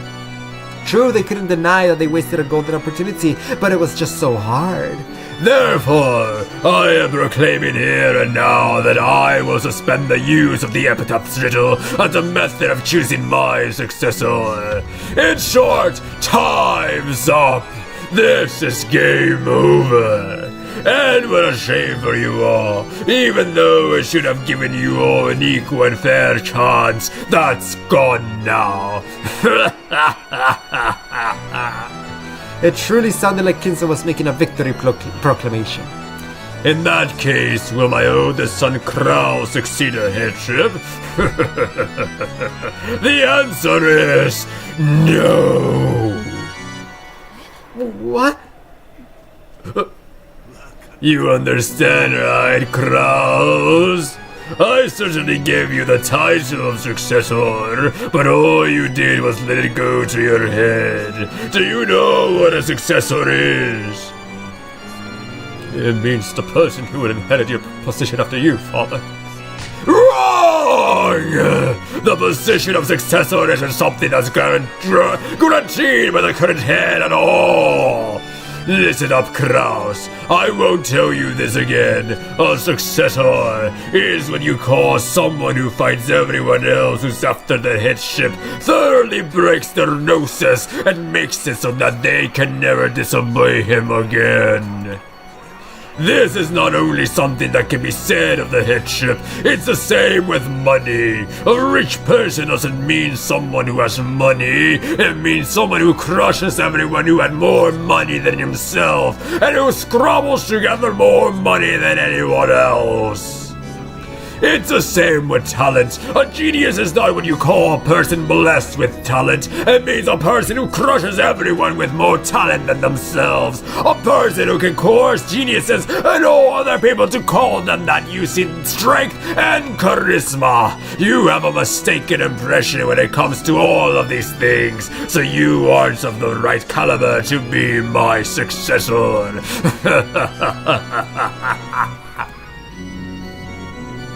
I'll take your words to heart. Perhaps that truly was Kinzo's philosophy. As a result of faithfully carrying out that rent-like philosophy of his, Kinzo had glorified the Ushiromiya family to the state it was in today. It may be hard to imagine after his immersion in the occult in recent years, but that brutally overbearing outlook was no more or less the Ushiromiya Kinzo's charisma and aura. Aura? Such an unsatisfactory person is not qualified to inherit everything of the Ushiromiya family. In that case, is Eva, Rudolph, or Rosa qualified? Again, no! You were unable to solve the riddle, and you were also unable to use a scheme to drag Kraus down. All the three of you managed to do was gather together in a united front to try and extort money from Kraus. And even that scheme was thoughtless. You can't even corner Kraus all by himself. There could be nothing more shameful. You lack the avarice to steal away the position of successor by any means. In order to get what you want, you should sacrifice everything, becoming as covetous and greedy as possible. The goddess of luck smiles upon the greedy. You three who don't have that wild spirit are as unfit for the succession as Kraus is.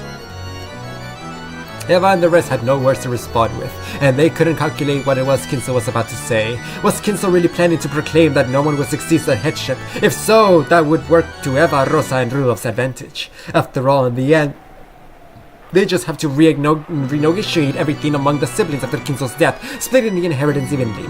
It would surely be more troublesome if a specific person's name was raised and proclaimed to be the successor. But would Kinzo really say something to benefit any of the four siblings after demeaning them so much? You don't think he's going to say that because no one will succeed him, he'll donate all of his fortune to charity or something, right? I'm afraid I wouldn't put it past father. The blood just rushes to his head. We can't do anything but let him talk for now. Well then, father, what thoughts do you have regarding the succession of the headship? Shame I am so utterly disappointed in all of you. I've lost the desire to hand it over to anyone. Therefore, the Ushiromiya family will end here. It ends with my generation. That cannot. The Ushiromiya family was crushed long ago in that earthquake. The current Ushiromiya family is nothing but an illusion of gold I'm glimpsing for an instant, the likes of which will end when I awaken from my slumber. Everything in this world is a dream, an illusion. Life is but a daydream before the awakening called death. Ah, yes. That's how it was from the beginning. That I should lose everything when I die was part of Beatrice's contract and her curse. As if I let you, Beatrice. I will be the one who captures you. Tonight, that goal will be really realized.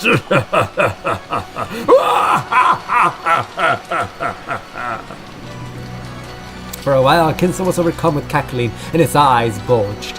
Whenever he talked about Beatrice, was always both eloquent and insane. Foolish children such as yourselves truly are daydreams. It's as though you were never there from the beginning. Disappear! Wake up! Disappear from the doze of the truth that I am.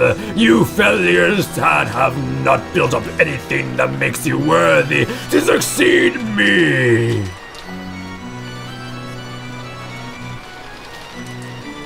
Oh god! I choked on my water!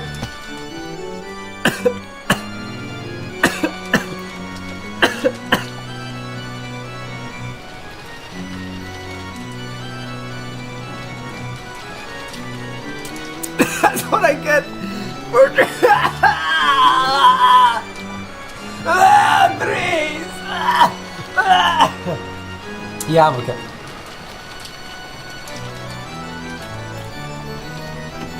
I tried taking a really quick sip so I can continue reading, but that was a mistake. Kinzo-san, if I may. What is it, my friend? Nanjo nervously raised his hand asking to speak. Kinzo allowed him to. I understand how you feel, Kinzo-san. Because you love your children, you expect a lot of them. Does he now? And as a parent and grandparent myself, I understand how parental affection can make you feel as though your expectations were betrayed. However, you are extraordinary, Kinzo. A genius! Isn't saying that it's only natural for them to catch up to you a little too harsh. Despite that, Kraus-san, Eva-san, Rudolf-san, Rosa-san, and all of their partners have done their very best to catch up with you. I forgot about Nanjo's voice. Ho ho! And just how much money have they built up with this doing their best? After these cowards fell completely in ventures and gained debt, and still try to sponge off me, how can you say that they did their very best? Money is the crystallization of everything in this world. If you cannot grasp that, then you cannot grasp the world. If a life cannot strongly grasp this world, it doesn't deserve to live. Disappear! Disappear from my life and reality! That's a reckless argument. With that logic, then I must not live. Even so, I believe the time I spent playing chess with you was worthwhile for both of us, Kinzo-san. You must know better than anyone else that there are many things in this world that cannot be bought with money. As the siblings motionally hung their heads, they cheered Nanjo on inside their hearts. Not one of the siblings could offer their opinion in front of Kinzo in a rage, but Kinzo's close friend Nanjo alone was allowed to. Even though Kinzo had raged so fiercely, after being admonished by Nanjo, he nodded several times as though in agreement.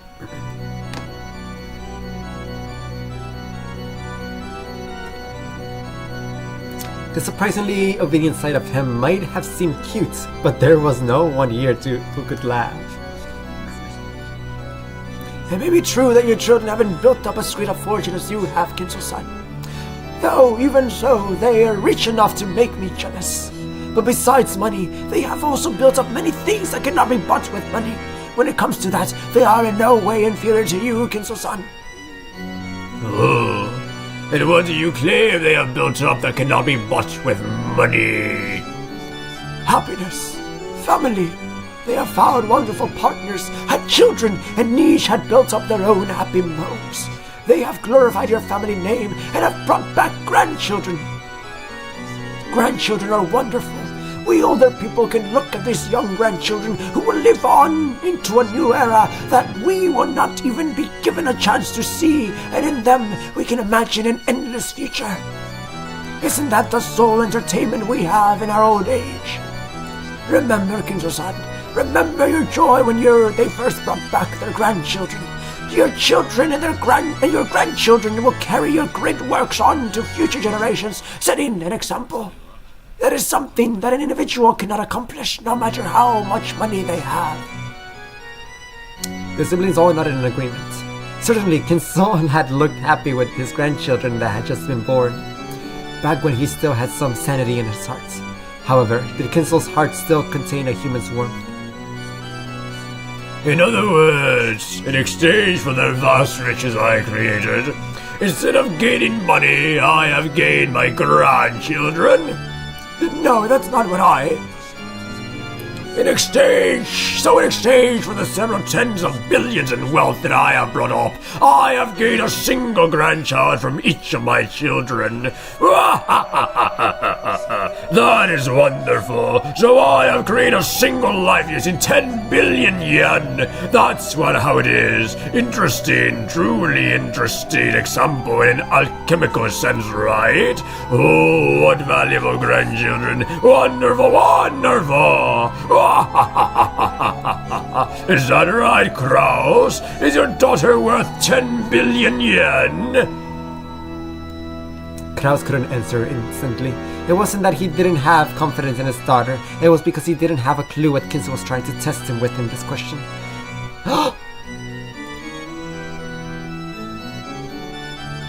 But when Natsuhi was pressed for an answer, she responded, breaking Kraus' silence with an answer of her own interpretation.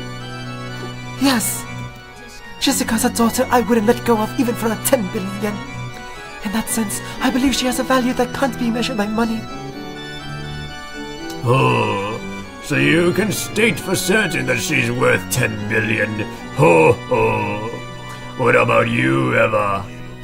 What about you, George? Since Natsuhi had answered that way, Eva naturally came up with her own answer as well.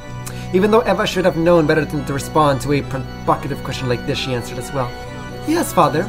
George is worth 10 billion. No, even more than that.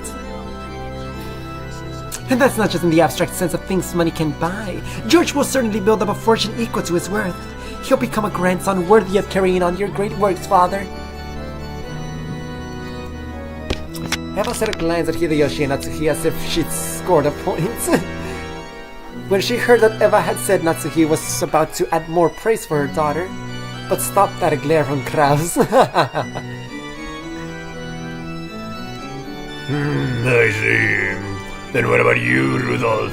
What about your butler? Does he not know about Angie? Compared to George Good, there's nothing about Butler I can brag about. Brother. If he was kidnapped and we were threatened with a ransom of 10 billion, I feel like sticking a bow on the guy and letting them have him. On top of that, he's an idiot and reckless. He talks about grand dreams and things that cannot be done. I guess in that way, he's a super idiot worth the equivalent of 10 billion normal idiots. But I'm sure that guy could do things that even a group of 10 billion average people couldn't do. Well, I'm pretty sure he'll fall flat on his face. The world isn't easy. But at the very least, there's no doubt that watching over his life will be more fun than looking at 10 billion average people. Eva clicked her tongue at the clever style of speech, which would probably match Kinzo's taste. Apparently Rudolph had done that on purpose, so he grinned back at her. What of Maria? Maria is my adorable and only daughter. Her value cannot be measured with money. That is all.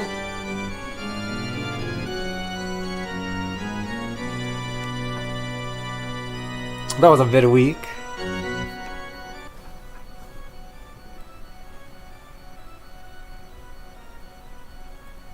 No, it makes sense. It makes sense. It has nothing to do with Maria. It's just, again, Rosa doesn't really care about this family. Oh my gosh! That's it! That's it! That's it! Oh my gosh, oh my gosh, oh my gosh, oh my gosh, oh my gosh. Natsuhi answered honestly in her own way, but it was mostly in a way that she thought Kinzo would like, you know? because Natsuhi's whole thing is that she is a Kinzo glazer, just like me. So, even though she was honest with her answer, it was still with the measure of trying to appease Kinzo. But then we have Eva and Rudolph, who don't care about, like, obviously they were saying it for Kinzo, but like it was less about their children and more so at getting at each other. Eva said what she said to get at Natsuhi, and Rudolph said what he said to get at Eva. They were infighting. That's Rudolph and Eva's character right there. They care so much about money, but they mostly care about getting at each other's throats. But then we have Rosa. Rosa, who doesn't care about Kinzo, doesn't care about the family name, and especially doesn't care about fighting with the other siblings. She couldn't give less of a rat's ass about the other siblings, right? We know this. So she didn't have to try with her answer. She answered, that's the thing. Like, Natsuhi answered honestly. She answered honestly, but with the goal of appeasing Kinzo. Rudolph and Eva answered in a way where they cared more about Kinzo and less about their children. Like, what they said is most likely not their real thoughts about their children. It's like, I don't know how to explain this. More so like when a parent shows off their children's like trophies, like, hey, my kid won spelling bee and all that, but it's mostly to feel good about themselves, right? Like they're projecting, like they're trying to show off to other parents so that they can feel good. They're not actually proud of their children. That's what Rudolph and Eva were doing. But then Rosa, going back to Rudolph and Eva, and that's why they were so extra with their stories. They were more so just trying to show off themselves. Like, look at me. Look at how much I care about my child. Look at how highly I think about my children. Look how awesome I am. Look at, like, accept me. Acknowledge me because I care so much about my kids. But the Rosa doesn't care about that. Rosa doesn't have that need to be seen, that ego. So she just answered with her absolute truth. Just, she is my adorable and only daughter, and her value cannot be measured with money. And that's it. I don't need to show off to anyone. I don't care to show off to my other siblings. I don't care to show off to Kinzo. I care about her, and that's all that matters. Obviously, you could read it as her not giving a rat's ass about Maria, and that's why she has nothing to say, but I don't think it's that simple. But, you know, if that's the way you think about Rosa, that is a fine way of looking at it. But I really think that she said something so simple because she has nothing to gain from being extra with it. Maria isn't there. Maria wouldn't hear it, so she doesn't need to be extra loving so that Maria can feel happy. She doesn't need to show off to her siblings because she doesn't care about her siblings. And she doesn't need to show off to Kinzo because she doesn't care about Kinzo. She doesn't need to show off to some greater power to stroke her ego because she doesn't care about that either. Oh, I love her.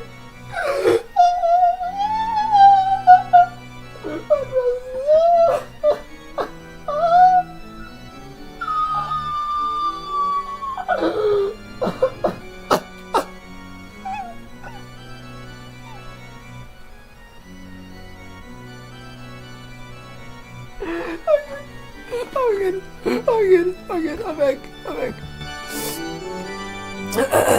Time to mess up my voice more. I see. Dreams in the future, miracles and possibilities are the source of my magical power. No magic without hope shows any strength. I cannot expect any more from you who have proven to be average, but I see my grandchildren hold future possibilities, and expecting a magical miracle from them may be worthwhile. If you're saying that in this way, they are worth more than 10 billion. Yes, I can see where you're coming from. When Kinzo got in a rage, he wouldn't let anyone speak up. But even so, he would sometimes accept something on his own while yelling by himself and change his own opinion. That's what this felt like to the siblings. Apparently, even though Kinzo had been disgusted by his unsuccessful children and had cast them away as being unfit for the inheritance of this title or his fortune, he wasn't sure about his grandchildren. At this rate, he might soon say that the inheritance would go to his grandchildren instead of the siblings. As the siblings sat in fear of what their fickle and short-tempered father might suddenly think of next, they carefully watched his every move.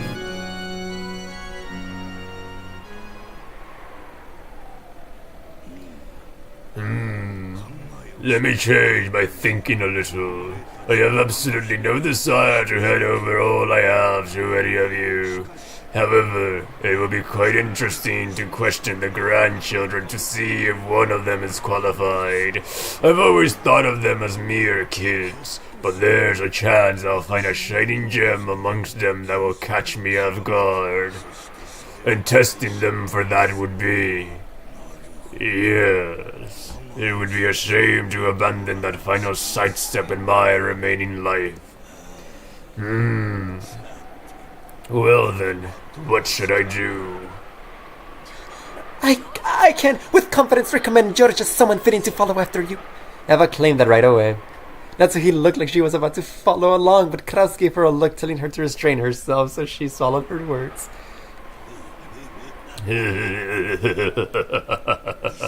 How bold. Then let's do this.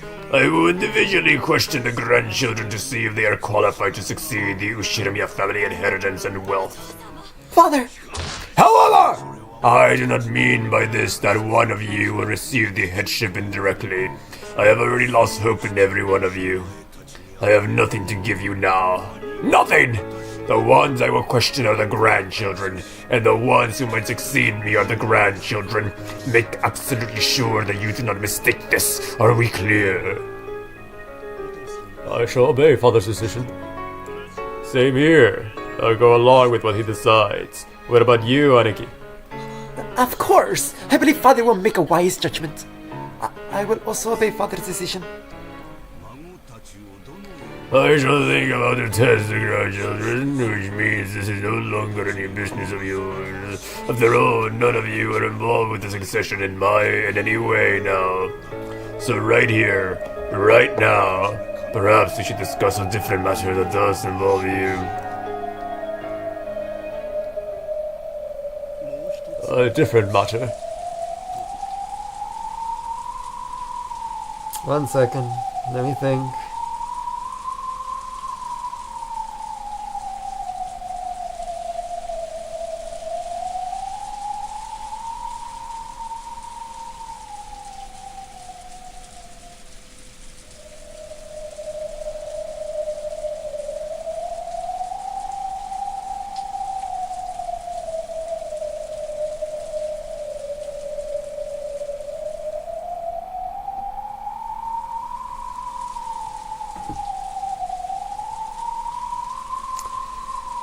Okay.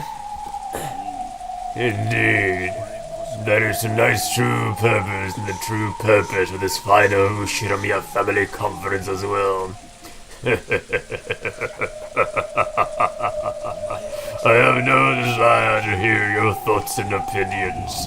I have only demanded your assistance. Assistance in my ceremony. Uh-oh. Ah, that's why he needs the servants there. Your ceremony. Quiet! Father's talking now. Rudolph and the rest had automatically narrowed their brows at the occult-like word. Could he be planning to start some strange ceremony involving Beatrice's resurrection again? And he wanted their assistance. What in the world was he planning to do?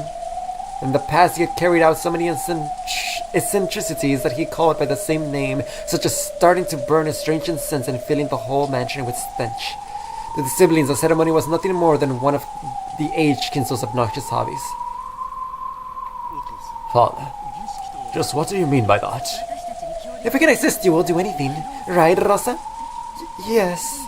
But what in the world is it? A ceremony as inscribed in my epitaph. A ceremony to revive Beatrice and open the door to the Golden Land. That witch who escaped her cage of flesh and sneeringly slipped through my fingers, I shall now capture. And forge is a submission with my greatest hidden art. For that purpose, I must offer 13 people as sacrifices. Gathering 13 people's worth of sacrifices is no easy feat, but tonight is a family conference. Many adults have gathered on Ronkinjima. There could be no other day on which to carry out this ceremony. Taken literally, it sounded like he was telling them to become human sacrifices for his dark ceremony and die. Ridiculous. Was it some kind of metaphor? Well, they didn't even have a clue what he was trying to illustrate.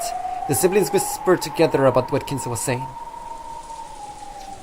What's that going on about? It's his usual sickness. But probably. Listen silently for now. I'm sorry, Father. I don't understand what you... I don't know why I gave her an accent. I'm sorry, Father. I don't understand what you mean by that.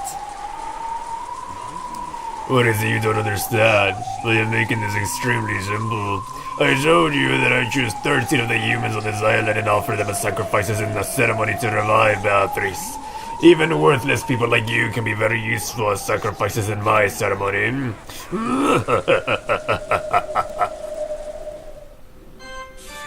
Listen! This is not a joke nor anything of the sort. This is my final bet, my final ceremony, the last one I will desire in my life. There are now more than 13 people on this island. In short, there's a head count that can easily satisfy the massive number of sacrifices I require. Become the sacrifices for my ceremony. Kinzo-san, you weren't serious about what you said back then, were you? It wasn't a joke.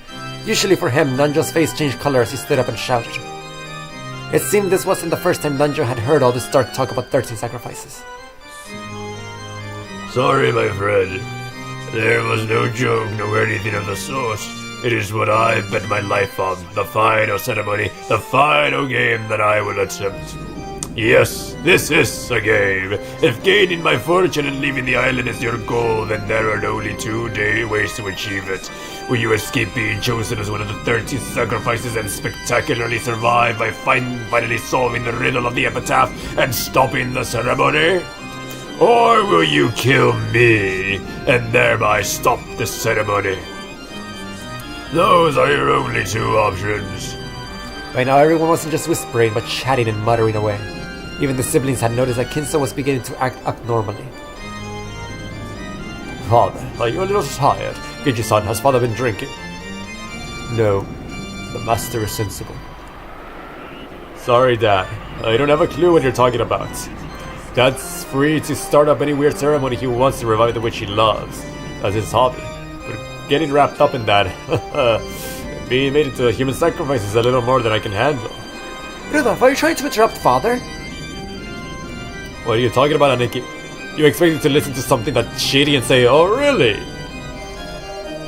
Was the ceremony Kinzo had mentioned literally something disturbing?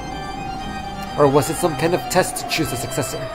It seemed that Rudolph had taken it literally, but Eva apparently we still believe that it was something like a test or examination to find a proper successor.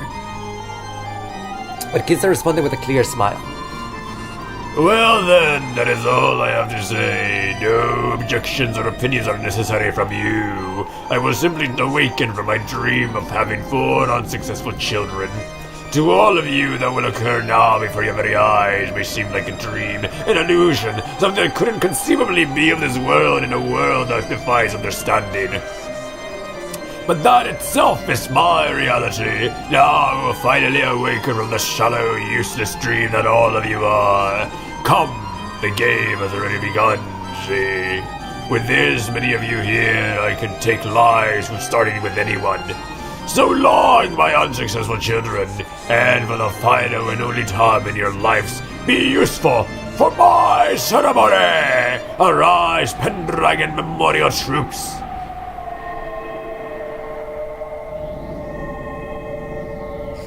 When Kinzo raised his arms high like an opera singer and yelled as though towards a packed audience.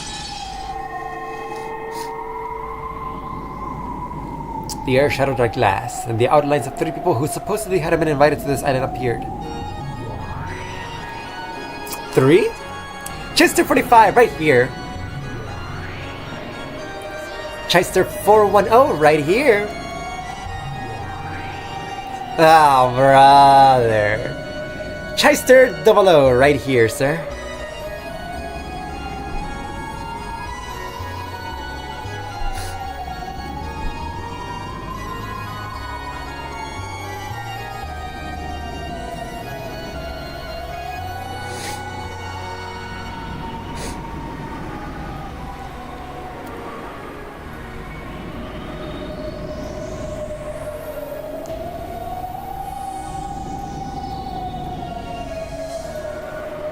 I have no idea what this could be.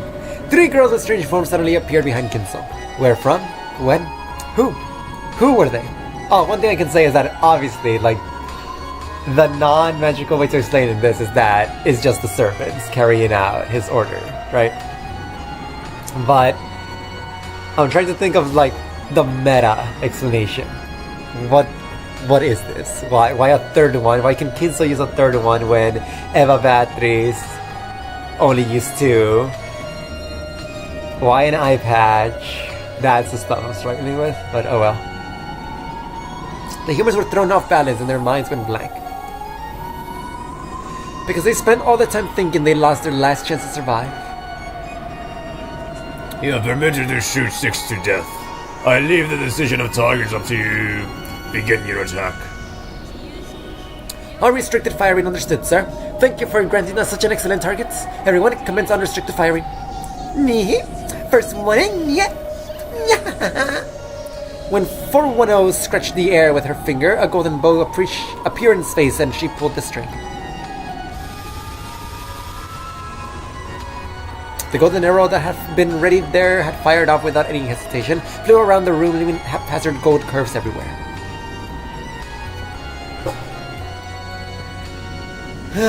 Whatever. And chose Natsuhi from among those sitting at the table at the family conference, pulverizing the left half of her face. Manga panel, please.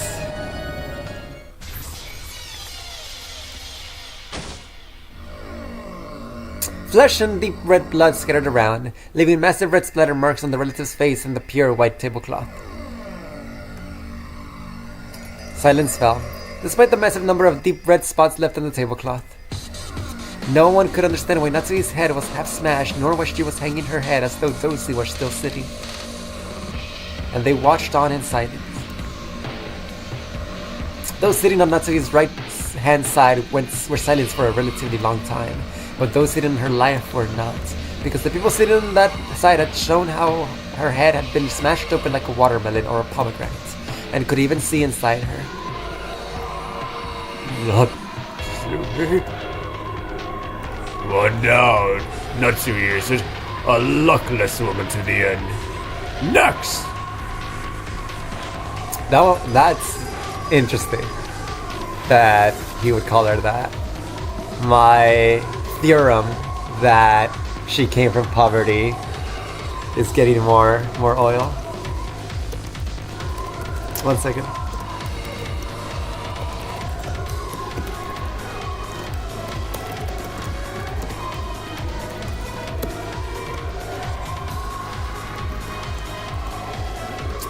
Double firing.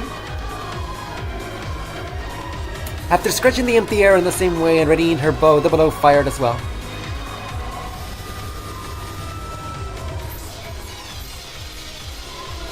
After it flew around and around at high speeds like the golden arrow 401 had released, drawing a convoluted curve in the same manner. It smashed half of Rudolph's head in the same way as he looked at Natsuhi in shock, killing him instantly. This time everyone managed to avoid freezing up mentally. They realized that a fearsome murder had started playing out right in front of them, just as Kinzo had said. And they realized that Kinzo would probably kill even more.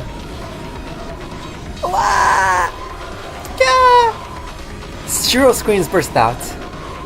Even so, they didn't know what to do, so they could only keep screaming and flapping their wide open mouths like goldfish. Father! What do you think you're doing? You fool! Run now! As Eva asked Kinzo that in total shock, Hideyoshi, who had come to his senses faster than anyone else and risen to his feet, pulled at her arm from behind. However, merciless fate chosen for the third sacrifice was Hideyoshi. Just like the two before him, half of Hideyoshi's head was neatly smashed, and the right side of his head, which had happened to be facing that direction at that time, had been blown away with its contents exposed like a watermelon or a pomegranate. So still holding Eva, Hideyoshi slumped backwards and fell down. Still held by her beloved husband, Eva fell over backwards with him.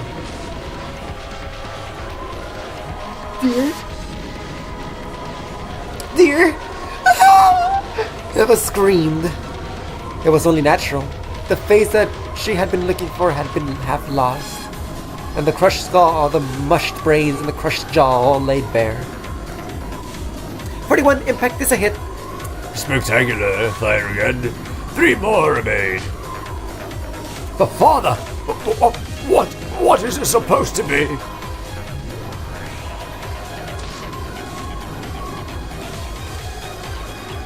When Kraus stood up forcefully and was about to rush Kinzo, the below blocked him. With her slender-looking body, she held back Kraus with just the palm of her right hand. He still tried to resist and attack Kinzo, so the below lifted Kraus by the nape of his neck and twisted his Adam's apple with her thumb. It seemed to be very painful and Kraus was overcome with agony. Everyone, run! Get the police! An ambulance! Quickly! Everyone, let's escape! Escape! Namjo's sharp words finally dissolved the spell that had been holding them down in their chains. When Goda and Komasawa each tried to escape from the dining hall first.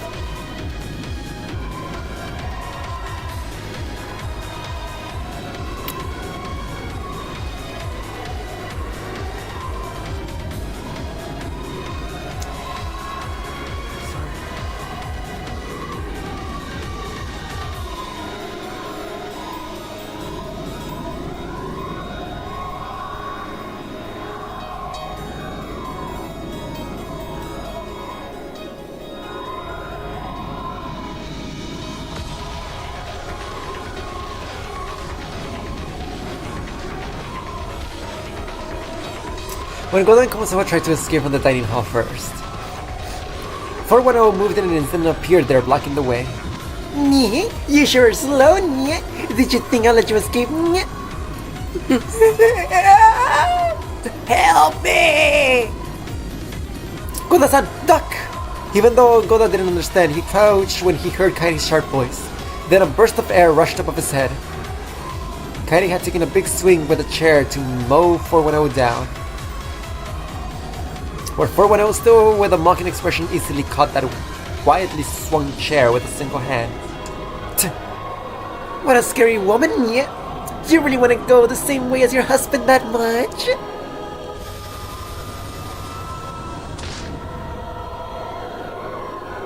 From the cup of her arm, where she had caught the chair, something like a shining golden snake appeared, wrapped itself around the chair and burst open. It was a fearsome power like a vice.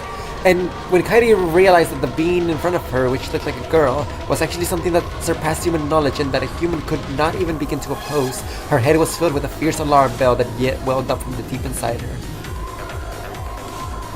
Genji, Shannon, and Kanon, all of the servants permitted to wear the one-winged eagle, continued to stand calmly at attention by the wall, even with a scene like this before their eyes. Okay, I thought they were gonna, be subtle about it, but yeah. Okay.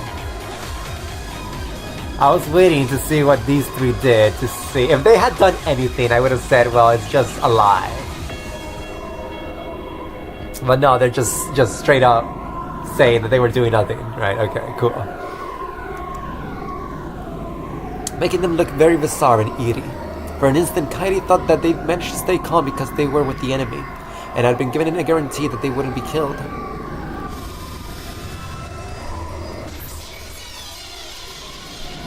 But as soon as she thought that, the sight of Genji's face was blown away before her eyes. Genji-san! 41 impact, it's a hit. Oh, Genji, how unfortunate. Rest in peace, my friend. Your death will not be wasted. You will become one of the 13 keys essential for the resurrection of my beloved witch. The half of Genji's expression that remained was as indifferent as ever. He tilted, fell over, and sent a blood-red splatter out across the floor. Genji-sama. We're nothing more than the witch's pieces. Nothing more. Nothing more. From the meek and frustrated, no, resignated expression on Shannon and Kanon's faces, one couldn't sense any naive hopes that they'd be rescued. That's right. Kinzo was, in the truest sense, carrying out these murders at ransom. In the truest sense, he was killing like it was a game to see who would be saved and who would be killed. Well, then who'll we go for next, Nye? 410 looked at Kairi for a second. In that second, Kairi was prepared for her own death.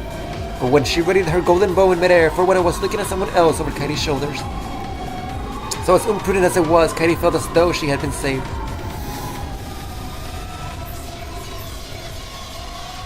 Again, an ugly, exploding, popping sound rang throughout the room. Who was it this time? When Kairi turned to face the direction of the sound, she saw blood gushing like a fountain and Eva lying on her husband's chest. Of course, her face had been half smashed just like her husband's. For Wano had mercilessly targeted Eva as she clung to her husband's corpse, sobbing. Let go of me, son! Let go of me, son! Just stop it, father! Let's just stop this brutality! Run away, Rosa. Rosa's objection didn't reach Kinzo as he continued to laugh loudly in the blood-spattered dining hall. As she wasn't able to lessen Krause's pain at being lifted up by the nape of the neck by Double O. So Rosa had no choice but to use force. She lifted up a chair beside her and gave a warning. Father! Order her to let go of me, son! Just stop them from doing this! I could not, but that is when you're the sire that prevented using your own power. Cut a pain through to your own fate with your own hands. Pop. You have always hid behind the backs of others in fear. Let me see you overcome your weakness one last time in your life.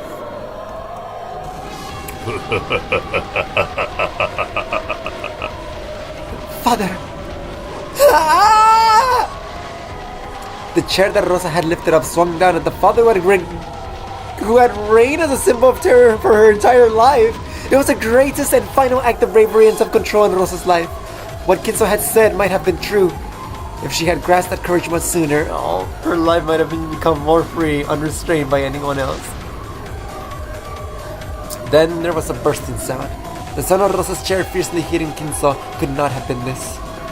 With the chair still lifted up, she nearly lost half of her head and slumped over.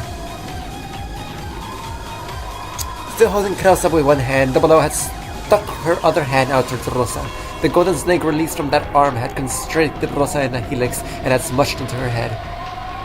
Defensive firing? I apologize for the discourtesy of shooting so close to you, sir. I cannot. So this makes 6 people. Yes, Lord Goldsmith. That makes 6 people. Then she indifferently communicated that Double O let go of Kraus, whom she had been lifted up this whole time. Indeed. So the sacrifices of the first Twilight were Eva, Rudolph, Rosa, Natsuhi, Hideyoshi, and Genji.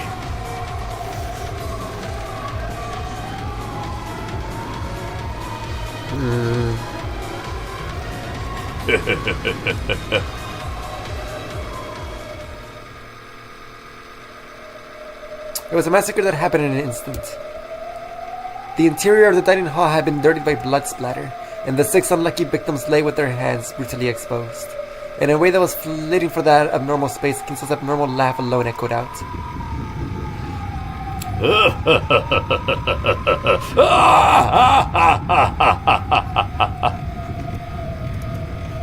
Oh no!